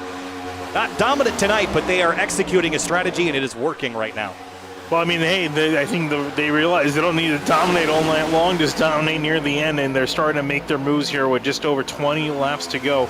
Lap cars coming up, Brandon Six and Ricky Springer are the guys they're catching up to, so they're about to go a lap down. So this can get dicey here because obviously these two guys don't want to go a lap down. They want to hope for a caution to come out, but obviously they don't want to be the caution now that the lead group's in their mirrors. They could pull out of the way, but they're not going to do that because they still want to have a shot to win. So they're going to make them go to the outside as, boy, inside line just got a massive push because of this. So Jake Nichols to the lead. He's going to shuffle some things out. Slaughter going to have a big run now. As Nichols leads outside as they encounter lap traffic.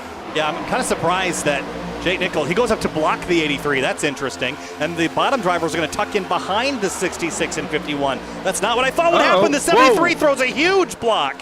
I don't know if that was a block or if he got ruffled up by the 83, but that was almost a crash. Surprised it wasn't a crash. It very much could have been here. Here's a look at the replay from that.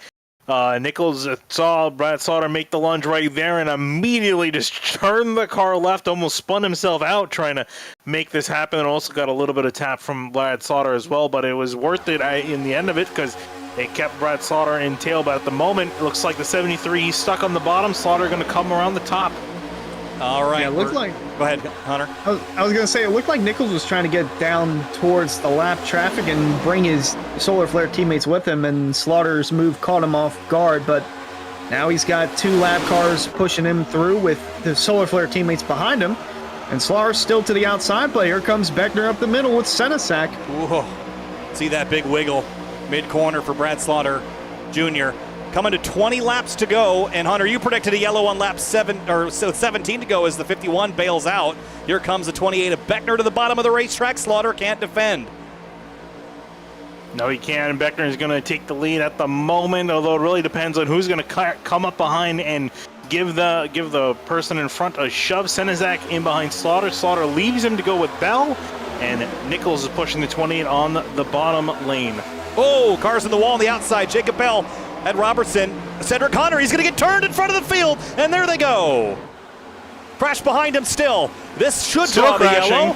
There it is. And the 4 comes back up the racetrack. Oh, look at Frankie Barroso work his way through that. That was unreal. Delonte Ballard's in it. The 1 of Seth Knoll is in it. And that was just all from a stack up on the outside lane. And this is a critical moment in a reset for the race. Watch top left, the 64, the 07. And Cedric gets turned across the field, and that's what gets Noel in it. Cedric actually continues. And the 1 and the 21 are the ones that tangle to the bottom here. Don't actually hit the wall. I thought they got it. And then up the racetrack, it was the 46 of Nick Silver that got a piece of it and a few others. So let's go back a little further and see how they get involved in the fray. And I think the 12 and the 46 right there, Michael Curhan, 29 of Rabel gets a piece of it. And then the so 30. Hearn gets into the back of Miller, and that's what sets him spinning with the 46 of Silver. Chaotic moment, I'll say.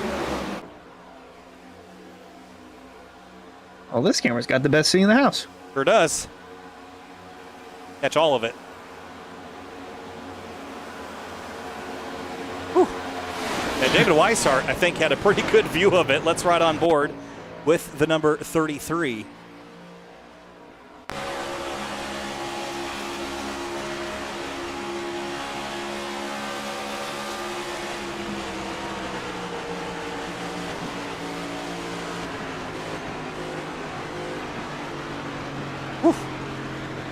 Okay, boys. So third yellow out of the way with under 20 laps to go. This gives us that reset that there were a lot of drivers ready to take. And let's see what happens now. Pit lane is still closed. We will bypass it this time. Oh, it's open. I didn't see the lights. The lights were red when I saw it last, but...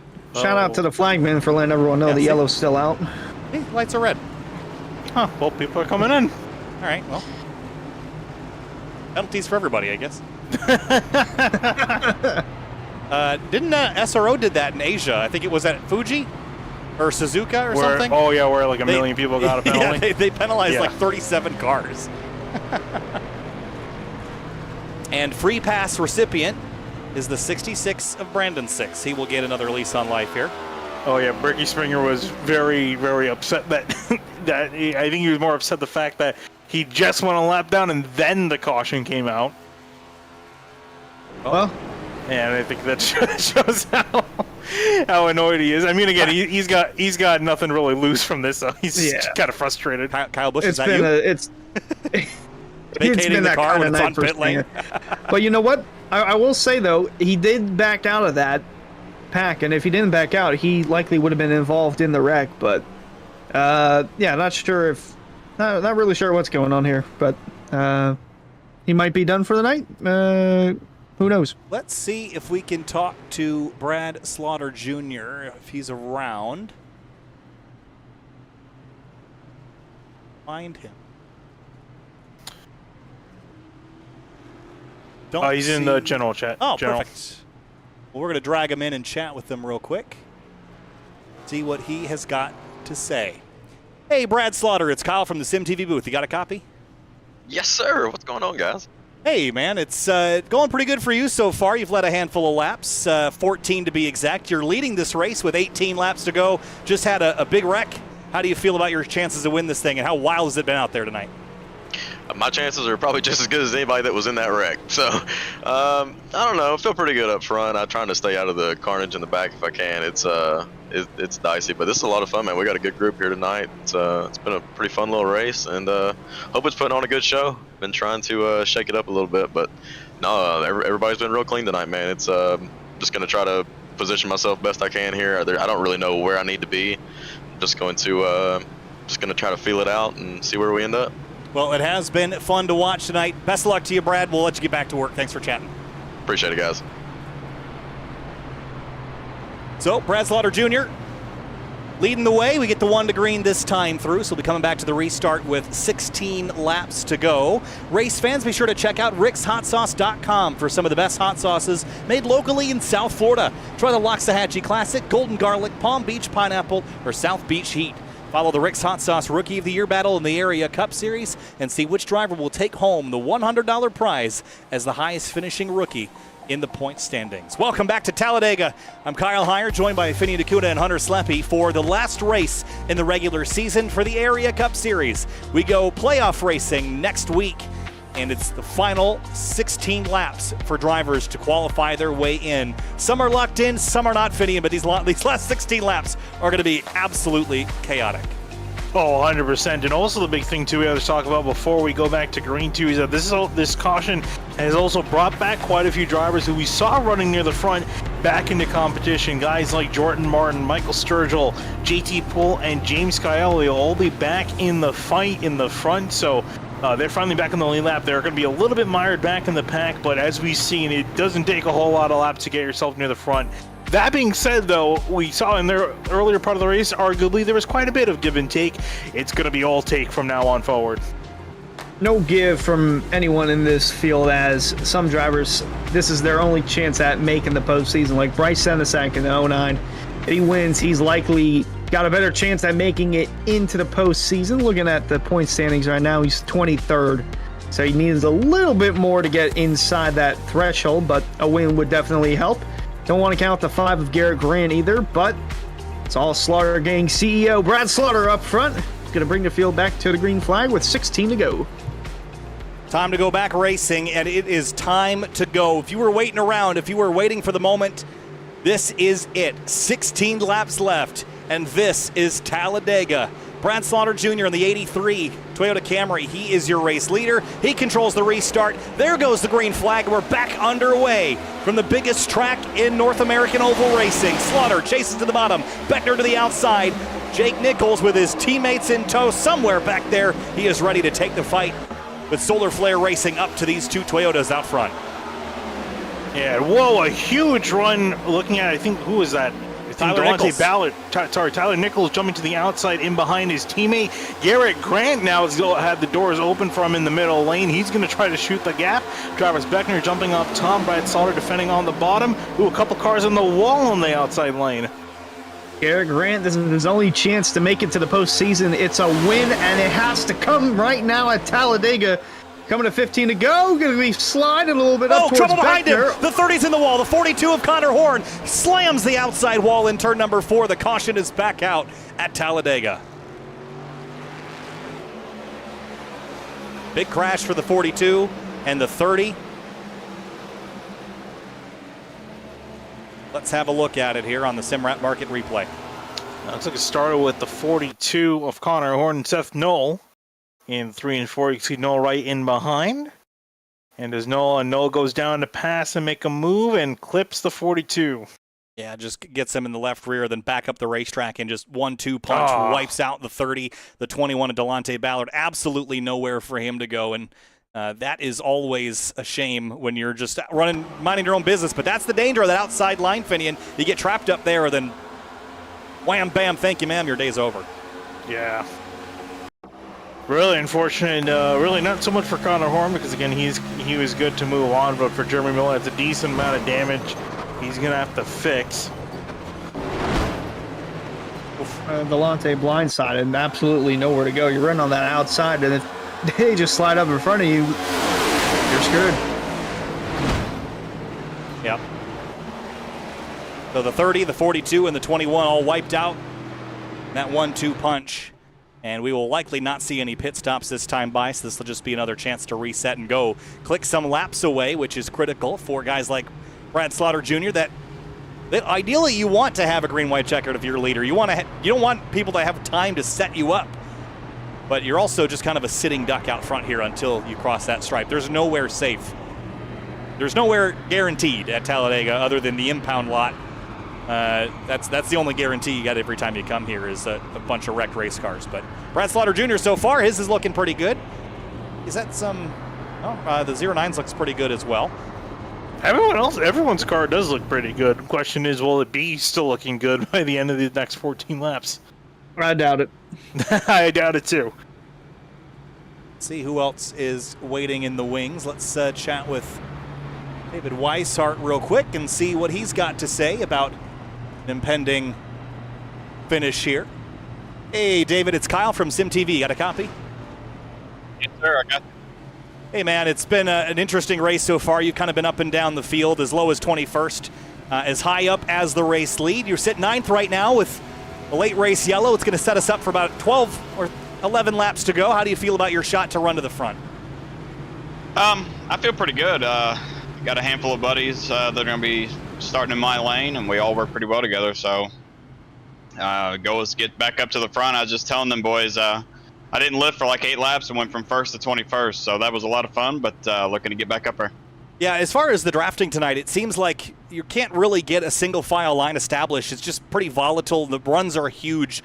How easy is it to move through the field, and how hard is it to defend in the closing laps of this thing? It's easier to move than it is to defend just because the runs come at you so fast. There were a couple times I could have thrown a block, but they happened so quick I couldn't react to them, and that's how I ended up in the back. But a lot easier to make a move for sure. So that's what we're looking to do here. We'll let you get back to work, David. Thanks for talking to us. Best of luck to you. All right, thanks, guys. And Hunter, he said it's easier to move forward than it is to defend. So as we look to the end of this race, as long as you've got momentum and a buddy, I don't think being anywhere near the top 10 is even really a requirement. I think you can make that charge. I think the other thing you got to worry about is once that white flag flies and we stay green, we've had a history of just absolute pandemonium unfolding, Hunter, so you have to be able to carve your way through that when that inevitably happens here today as well.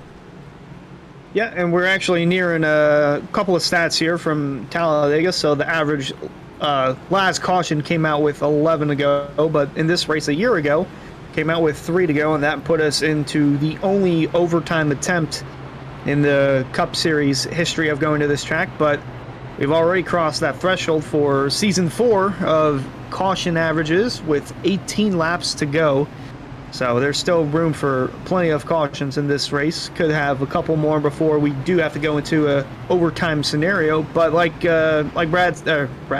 David said, it's easier to make the charge towards the front than to defend, because when you're going up to the front, you only have one thing in mind. I'm going to the front. I'm going to the lead. But if you're defending, you don't know where that driver's going to. If he's going to just slam your bumper, or if he's going to go to your inside or outside, and then do I make the move, do I not make the move, or do I just give him the lane? A lot more options when you're defending than when you're heading towards the front. We'll see if the 33 can do just that. Coming to the restart for 12 laps to go. Race fans, be sure to check out shop.areairacing.com for merchandise to represent your favorite drivers and teams.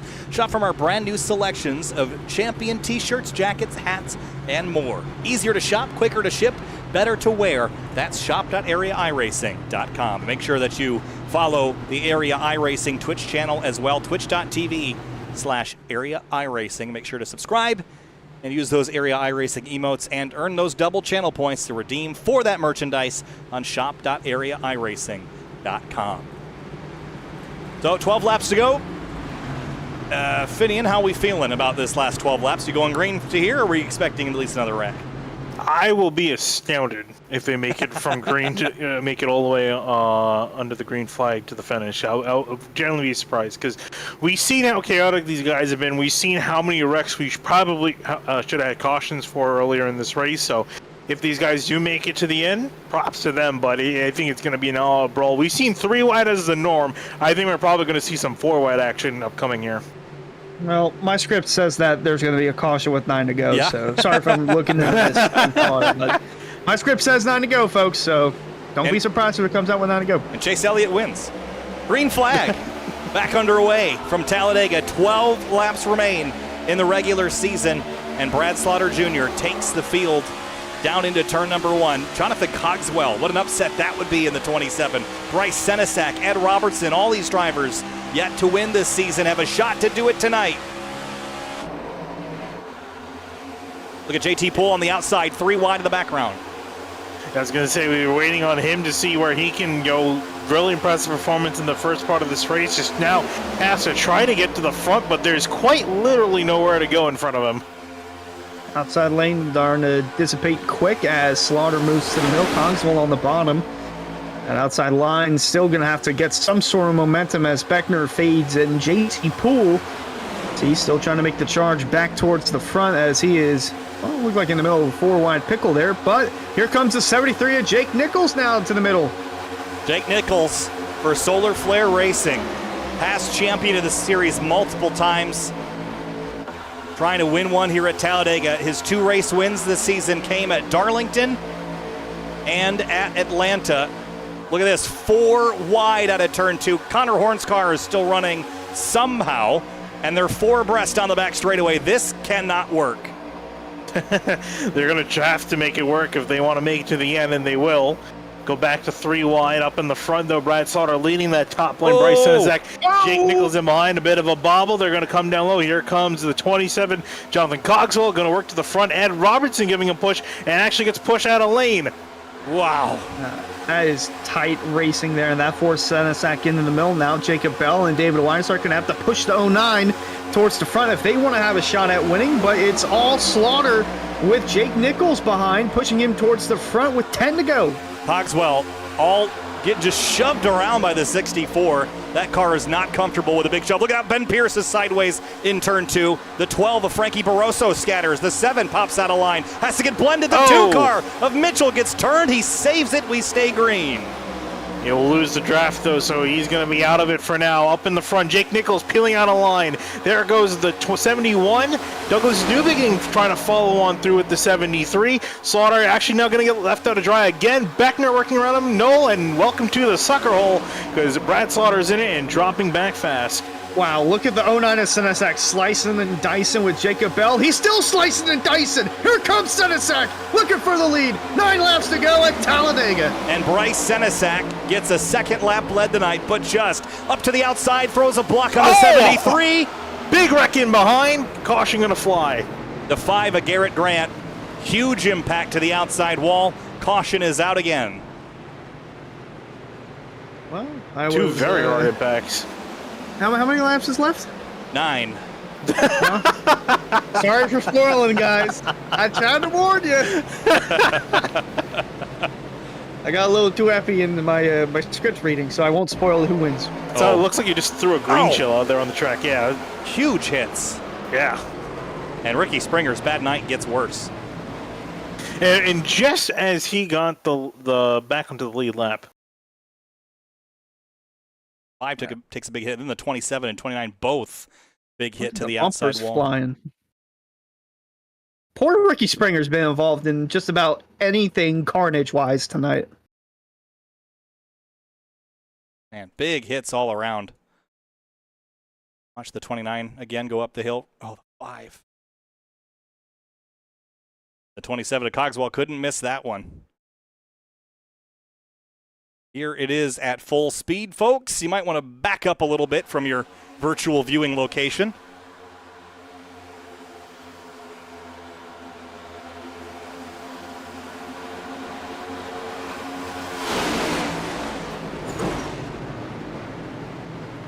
That hurts. Oh, yeah.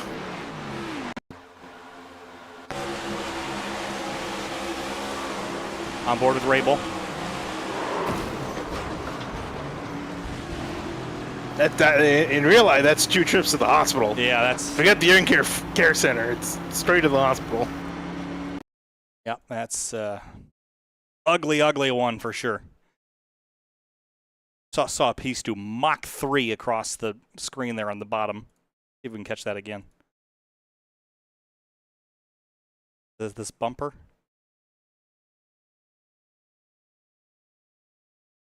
Whoop. Nope.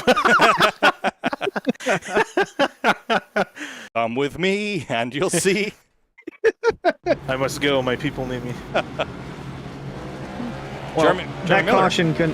Oh, Go ahead. It's free pass, the 30. I was going to say, that caution probably could not have come out at a more perfect time than that moment for Bryce Senezak. I mean, he sliced and diced, and it takes away from those that are, you know, 2nd, 3rd, 4th, 5th, trying to make moves and get up towards the lead. But that move from Senezak and Bell that last lap, they were slicing and dicing not once, twice, but thrice. And look where it got them. 1st and 3rd, presuming that Senezak is going to restart on the bottom. He's going to have Jacob Bell behind him. And Jake Nichols, if he restarts on the outside, will have David Weishart pushing him. And I think we're going to have the green with 5 to go. So that's going to make things even more intense for Bryce Senezak, who, again, needs a win to get into the playoffs. He entered this race I just had it here. He entered 23rd in points, and with the amount of issues that we've seen from drivers like Greg Mitchell, Sturgill, 6. Okrezik's not here. Garrett Grant was just caught up in that wreck. Kazumi Oshiwu's not here tonight. This win could put the 09 of Senesac into the playoffs. Well, let's bring him in and chat with him. Bryce Senesac, we were just talking with Hunter Sleppy, and I think I'm going to sell you a slap chop with all the slicing and dicing you've been doing. You are now leading here with 6 laps to go. What are the nerves like right now? They're through the roof. Well, on this restart, inside, outside, what's your plan here for these last 6 laps? I was asking myself just into turn 3, I don't know what to do. Brad has taken the inside the last few restarts, and it's worked out all right for him. So I think I'll do that and just see how it goes. I mean, I'm a long shot. I kind of went into this race for like one of these races for once, just saying like, if I wreck, it's whatever, and just go for it. So we'll see what happens. Well, Bryce, we're going to let you get back to work and start thinking it out. Good luck to you. It's going to get wild. Keep it all in the mirror, bud. All right, thank you. So, yep, that's about as best you can do. Right? I mean, you can't really plan much of anything, I guess. It's just you have a strategy. It usually goes out the window at about 0.3 seconds, and then you're on plan B, and by the time you're down to turn 1, you're on plan F. Yeah, I was going to say, by the time they finish this race, they're going to need more letters in the alphabet. Basically, for the amount of contingency plans you have to come up with. Because it's so hard to plan strategy or really anything. I mean, we saw the solo filler guys try to work to the front, but I knew early on that they were going to get split up very quickly. Because with this package, with how quickly these cars close up on one another, you can't wait for your teammate. You have to make a move, otherwise that opportunity is going to pass by. So a lot of these guys, and as they're running right now, a lot of guys very much disconnected from their teammates, and they're pretty much on their own. Well, Bryce Senesac still looking for his first win in the area. He's got 102 starts across all series. Best finish was a 2nd, and that was back in Season 2 at Coda. But looking for his best Cup finish, it was actually 4th, and it happened twice in Season 1. So it's been a while for Senesac to get back into the top 10, top 5, but with the run he's got tonight, he could get that first win in area. Well, no pressure. He's got a multi-time champion to his outside. So I guess don't worry about it, I guess. But a lot of drivers lined up behind him that are going to be factors as well. We've documented Jake Nichols, of course, Brad Slaughter Jr., David Weishart's back there, Seth Knoll, the Area 500 winner, Douglas Newbegin is always a dark horse when we come to these races. JT Poole is back in 9th and in a position to strike. Ryan Swan. Somebody picked him. Finney, was it you earlier? I did. No, I picked him. Oh, it was Hunter. Well, here he is. I picked Ricky. I picked Connor Horn, and he's not doing so good for me tonight. So, Cars Indestructible is up to 18th place. We'll see how much longer it will last. But the race isn't going to last much longer either way. 5 laps to go. If we get a yellow, we're going overtime racing from Talladega. This is the Area Cup Series. This is the last round of the regular season. This is Talladega. Bryce Senesac, Jake Nichols. Green flag back in the air. And 5 laps to go.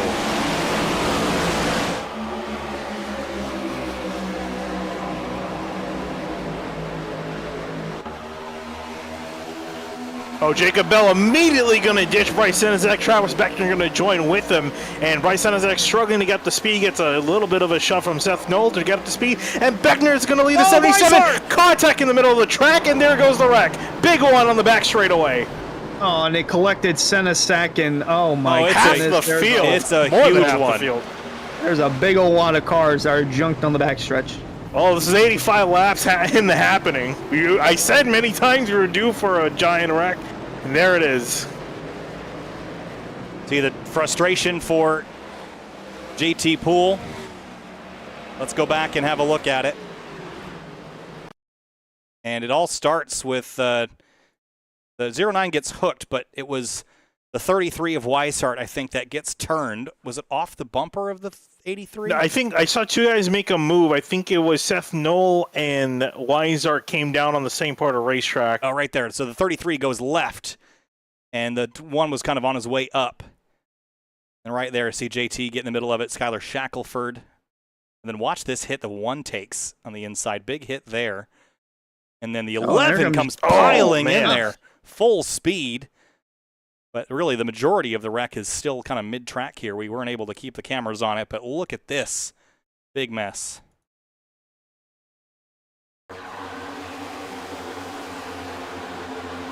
And it just comes across. Senesac was in such a good spot too, but when Bell went up, that's kind of what started it, and that's what we got now. A bunch of wrecked race cars. It just cleared the whole field out. Came across like a wave. Whew. You should ride on board with the 46 and Nick Silver. I think we have best a handful. Lightning McQueen impression. Woo!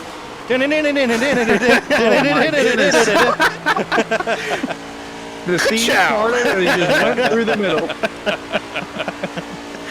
Let's see not so ka-chow. Here's on board with David Weishart. This is a ka-chow.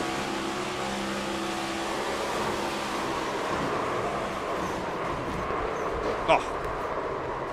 Yeah, one hit after the other Brandon Six almost got airborne. I think he did get airborne, actually. Watch the 66. In an alternate universe, that 66 is upside down. Universe? Yeah. Words are tough sometimes, okay? I need babble. Yeah. Right here gets turned in, and 42 gets piled in there. The 11, the 65. What a mess. And the 17, I think, just kind of brute forced his way through the middle of all that. Let's ride on board with him before we jump back live.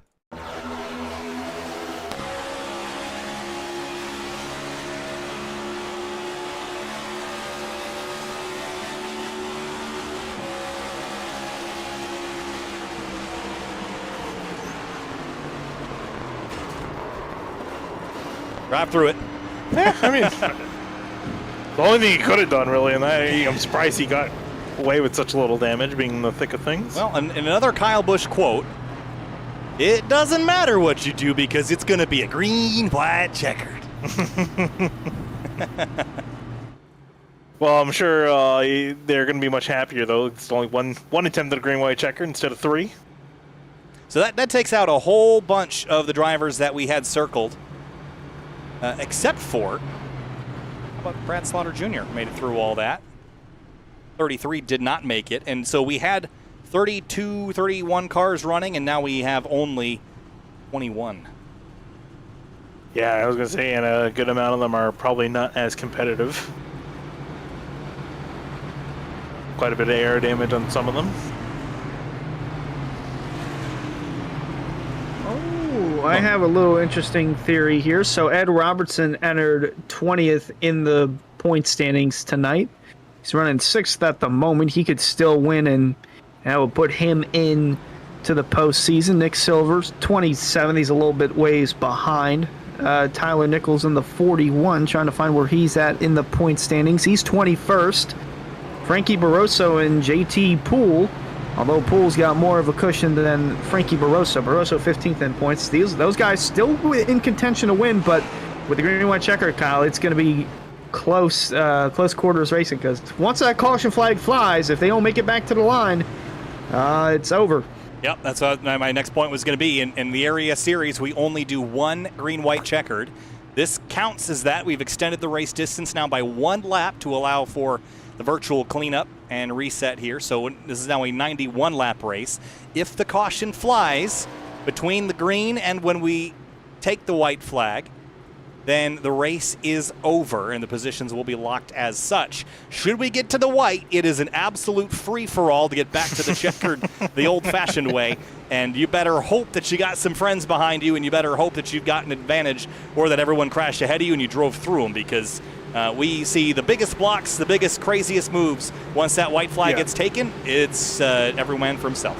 Yeah, I was going to say, Kyle, we've been doing this for 5 years, and we've seen some crazy last lap Talladega finishes with some guys coming from half a lap back and winning the race. So I'm really interested in seeing. I'm really hoping these guys can't make it to the white flag, because then we're going to be in for a treat. Well, Daytona, they got halfway down the backstretch, and they had to go back to the old days of the photo finish camera that was somehow placed down there on the backstretch to figure out that Seth Knoll was the winner. So looking to make it back to the white and hopefully have a finish under green flag conditions. Travis Beckner is your leader. Jake Nichols, though, perhaps a favorite. He will restart on the bottom. And Beckner lines himself up with the 83. I think that's a strong choice to line yourself up with a driver that has led a lot of laps tonight, 22 of the 88 that we've completed. Beckner himself has led 5. Nichols has only led 1. You only need to lead 1, though, to get crowned the winner here today.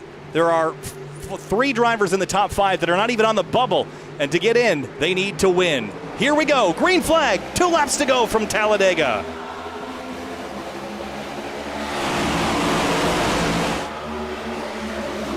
Immediately single filed out. Beckner's got the spot, but that's the one that everybody wants. Brad Slaughter gives him a big shove.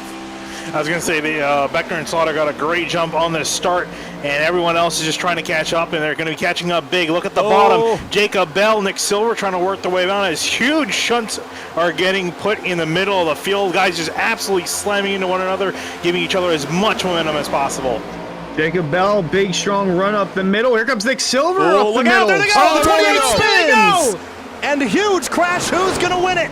The caution flies, and who has survived? The 46 up into the catch fence. Who has survived at Talladega? I think it was Jacob Bell. Everybody's crashed. We will go back and look at it. Jacob Bell comes across, leads the way. Remember, he was in position to win at Daytona, and he lost by thousandths of a second. We'll have to wait on the official scoring, but it looks like Bell is the winner, could be declared the winner. And how about the run from Connor Horn? What's going on here? Is this saying the 42's leader? I am not calling it until we cross the checkers. I have learned right now. my lesson too many times.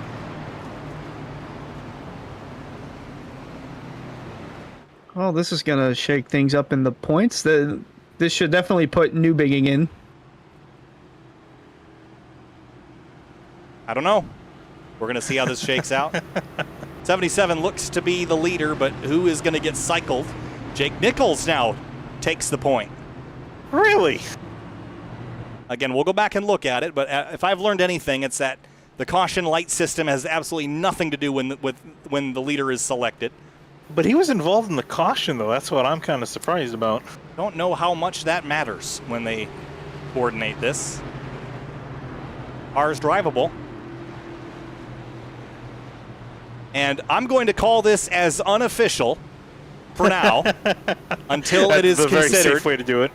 But the checkered flag is out, and unofficially, Jake Nichols is going to get his 3rd win of the season. We are going to go back and look at it, but the 73 is the driver that will cross the stripe first. Jacob Bell 2nd, Ben Pierce 3rd, Tyler Nichols 4th. Everyone will cycle out now. Douglas Newbigging will drop to 5th place. But let's go back and look at it. It was an extremely chaotic crash.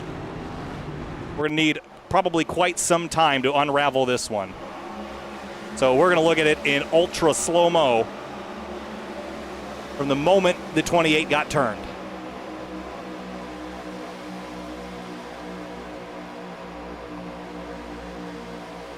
So right here, the 83 goes to the inside, and the 28 he has to turn left. What else do you do? And 28 gets turned here. Travis Beckner unofficially scored in 19th place. 46 comes up the racetrack. He went for a wild ride as well. Look at everyone getting cleared out. The 77 just gets hooked there in the bottom.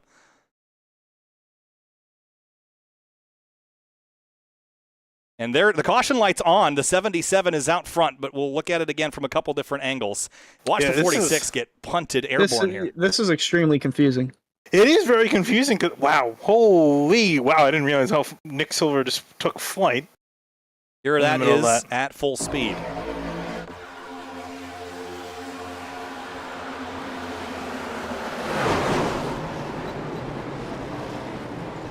Just gets punted like a football. So let's go back again and look at this, waiting for the yellow to fly. Now, got to find a driver that's behind the caution lights here, which might take a moment.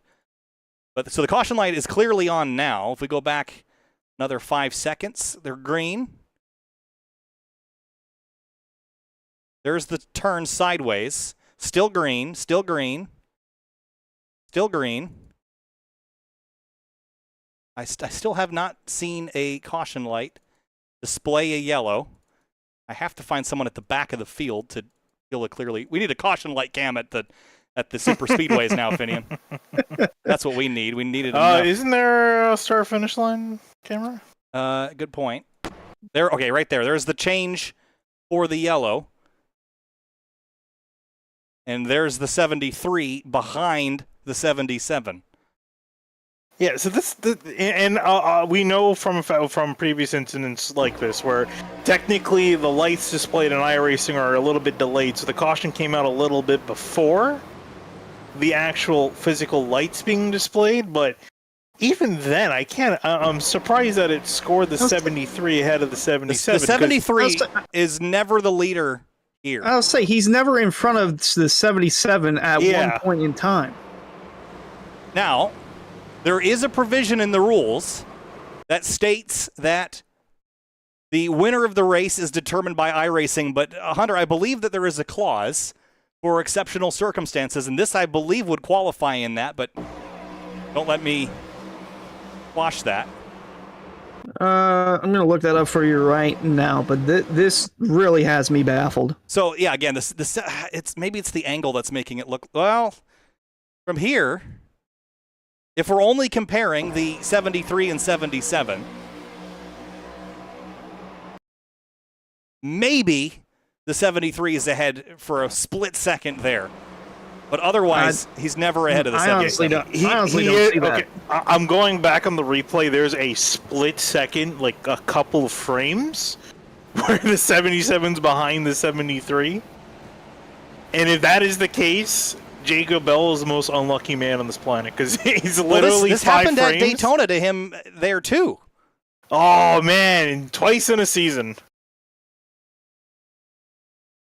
So I'm waiting on word to see if, again, iRacing scoring is typically what stands, but I don't know. I mean, this is going to be something that.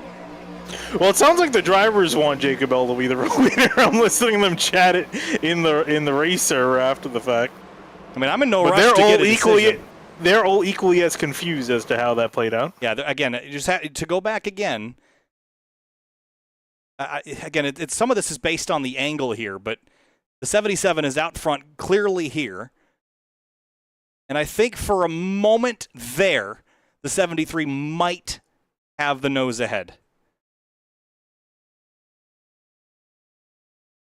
The green flag is down, but again, I don't know how accurate that is as far as reporting us lap time. I'm going to, while we have a moment, I'm going to set us up a yellow flag camera, and we're going to find this out. Again, I don't know how much the lights, again, don't really correspond to much, but it might just be worth looking at while we've got a moment. Hopefully everyone's enjoying a little bit of drama at again, we always figure it'll come down to this.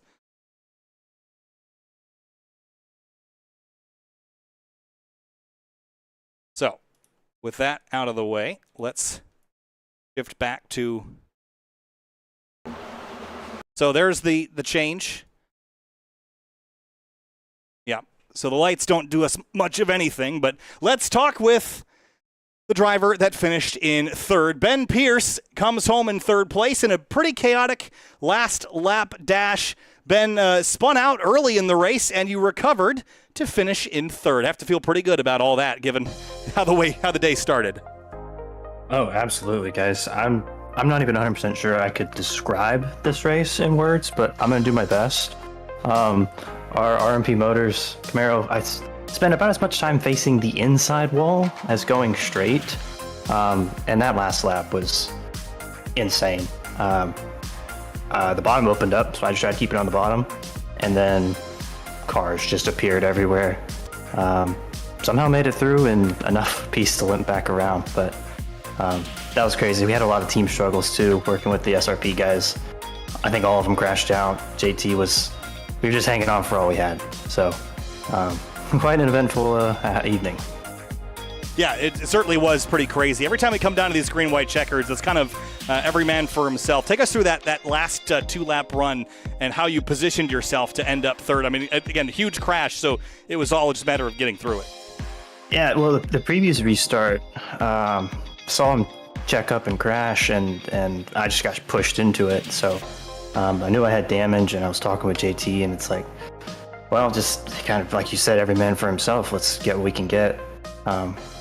Like I said, I was just going to stick to the bottom because during the race, once the runs got going, the top seemed to have a lot of momentum. But on the restarts, the bottom seemed to fire off really, really good. So I knew I was in the slightly preferred lane, but I didn't know who had damage. And as I said before, the bottom opened up, so I just said I'm going to hug the yellow line and hope who's ever behind me pushes me enough to, maybe go 3 and just try and get what I could. And then, yeah, obviously cars started flying all over the place, and we came out of it third. P3 for the number 65, a wild ride, but the number 65 RMP Motors Chevrolet comes home P3. Ben, congratulations. We'll see you next time. Thanks, guys. Thank you. And Jacob Bell was so close to winning the Area 500 and was so close to winning tonight, Jacob. I know that we go by the iRacing scoring, and I know that the lights in iRacing are not synced. The thing that makes this sting for me, is that the 73, I can't tell, doesn't look like he was ever actually ahead of you in that scenario. So I'm a little bewildered. I'm sure you are as well, but a second place, not a bad run, all things considered. Yeah, no, I mean, it is what it is. With the 500, we went back, same thing, time of yellow. When the lights came on, I was just barely ahead, but it went back to the scoring loop. So I got second there. Same exact thing tonight, where we were just, ahead at the time of yellow, but I guess the scoring loop had the 73. So second it is. It sucks, but I don't want to win it that way regardless, because I've been here, obviously, since the start. So I'm not trying to have my first win be a something that's criticized or something that's ticky-tacky. I'd rather just go out there and win it. So in a way, I'm kind of grateful to finish second rather than first. I know it sounds weird, but me and Jake have had really, really fun racing here at these plate tracks. I think we finished first and second a lot, and I just want to be on the other end of it finally. But it is what it is. Like I said, I'd rather hang in there and get it the old-fashioned way and the right way. So not to discredit Jake, he deserved it. He ran up front the entire race, and he was there. So that's what matters most. Well, Jacob Bell finishing second. Jacob, congratulations. A strong run regardless, and albeit the crazy scoring issues, P2 for the 77. Congrats, and we'll see you next time. I appreciate it, guys. Thank you on the broadcast. It's great as always. Hunter and Finney and you guys hopping up. You guys do great. I want to shout out Florida State Builders as well for hopping on the car, Rick's Hot Sauce, the Area iRacing shop, and everybody in the league. The admins have been holding it down for me the last 2 weeks while I was gone on a mental break, and we'll just leave it at that.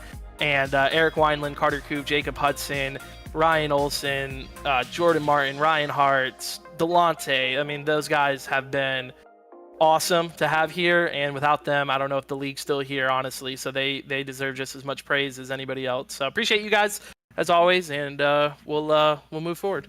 Thanks, Jacob. We'll see you next time. Thank you.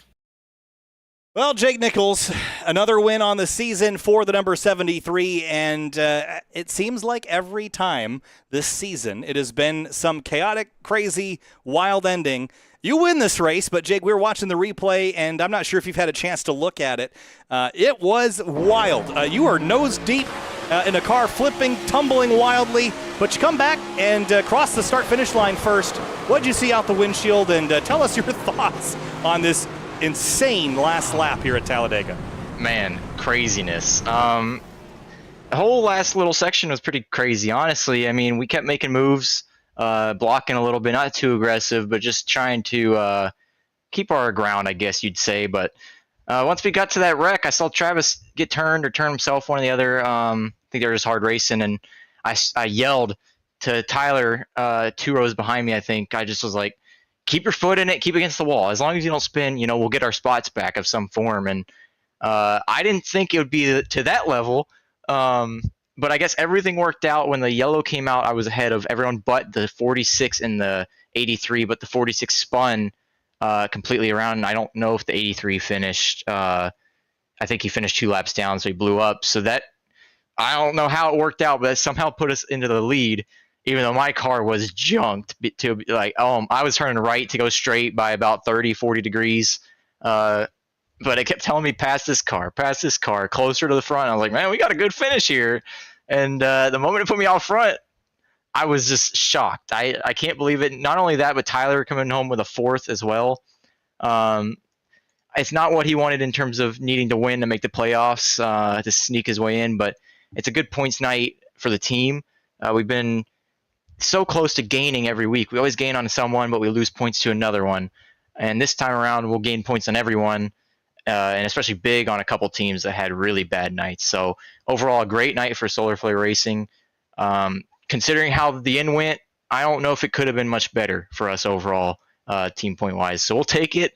Somehow get another super speedway win. I've been pretty lucky here at these tracks recently. So hopefully we can carry that into the playoffs and run for the championship. You know how many laps you led tonight, Jake?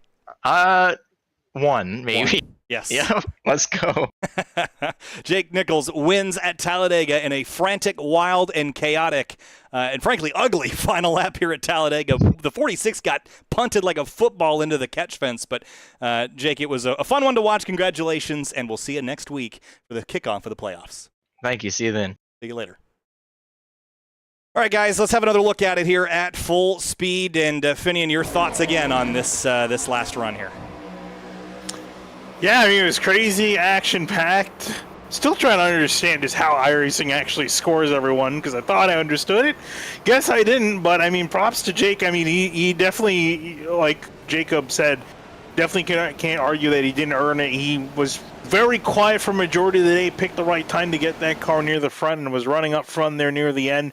But Jacob Bell, I mean, he's kind of putting himself down. He also has been running pretty good. He was up there in the conversation for quite a bit of the day, just around 5th place inside the top 5. And fortunately for him, he's gotten robbed twice by iRacing scoring loops, so he's probably, I know sounds pretty calm and chill about it. I'm sure he's shaking his fist at the iRacing gods while he's not being interviewed as Nick Silver goes flying and into the camera pretty much there after a wild final wreck there. Well, Daytona is why I kind of wanted this to end under green flag conditions, because not only was there a crash before getting the white flag, there was also this controversy of who was in front of who, and we got that same exact scenario somehow with a driver in both scenarios, and somehow that driver did not win either Daytona or Talladega. This one has really left me clueless here, Kyle. I'm at a loss of words. Well, yeah, me too. But we've got 2 more races here this week, so we get to do it all over again tomorrow in the Area Truck Series and on Thursday with the Area Florida State Builders Pro Series.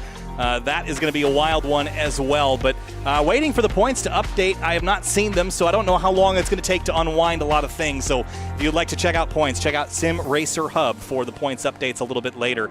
Unofficial results, as always, for now. But I am curious, Finian, as far as rules go, I could see this being the genesis for an eventual rules change, because this is one of those extenuating circumstances where in the spirit of keeping it simple, yes, it's an effective rule, but I think twice this season it's given us maybe the wrong winner, and I think that's something that we should consider moving forward. But Jake Nichols, certainly a deserving winner regardless. Oh, definitely. But yeah, I definitely think, we don't have any super speed races past this other than obviously Tuesday night and Thursday night this week. But definitely think something that probably should be looked into going forward for next season, because obviously the admins can overrule anything that iRacing does, I think, but arguably you get into a lot of gray area of who deserves to keep the position and who doesn't. I'm sure that's what they've been trying to avoid, but we'll see what they do. Either way, at the end of the day, fantastic racing from these guys overall throughout the night. Just a couple cautions in between, but these guys are going at each other's necks for 90 laps. It was a fun one. We're going to do it all over again tomorrow night for the Area Truck Series. Kyle Heyer, Finian DeCuna, and Hunter Sleppy, thanks for joining us, and we'll see you to go trucking tomorrow from Talladega. We'll see you next time on Sim TV.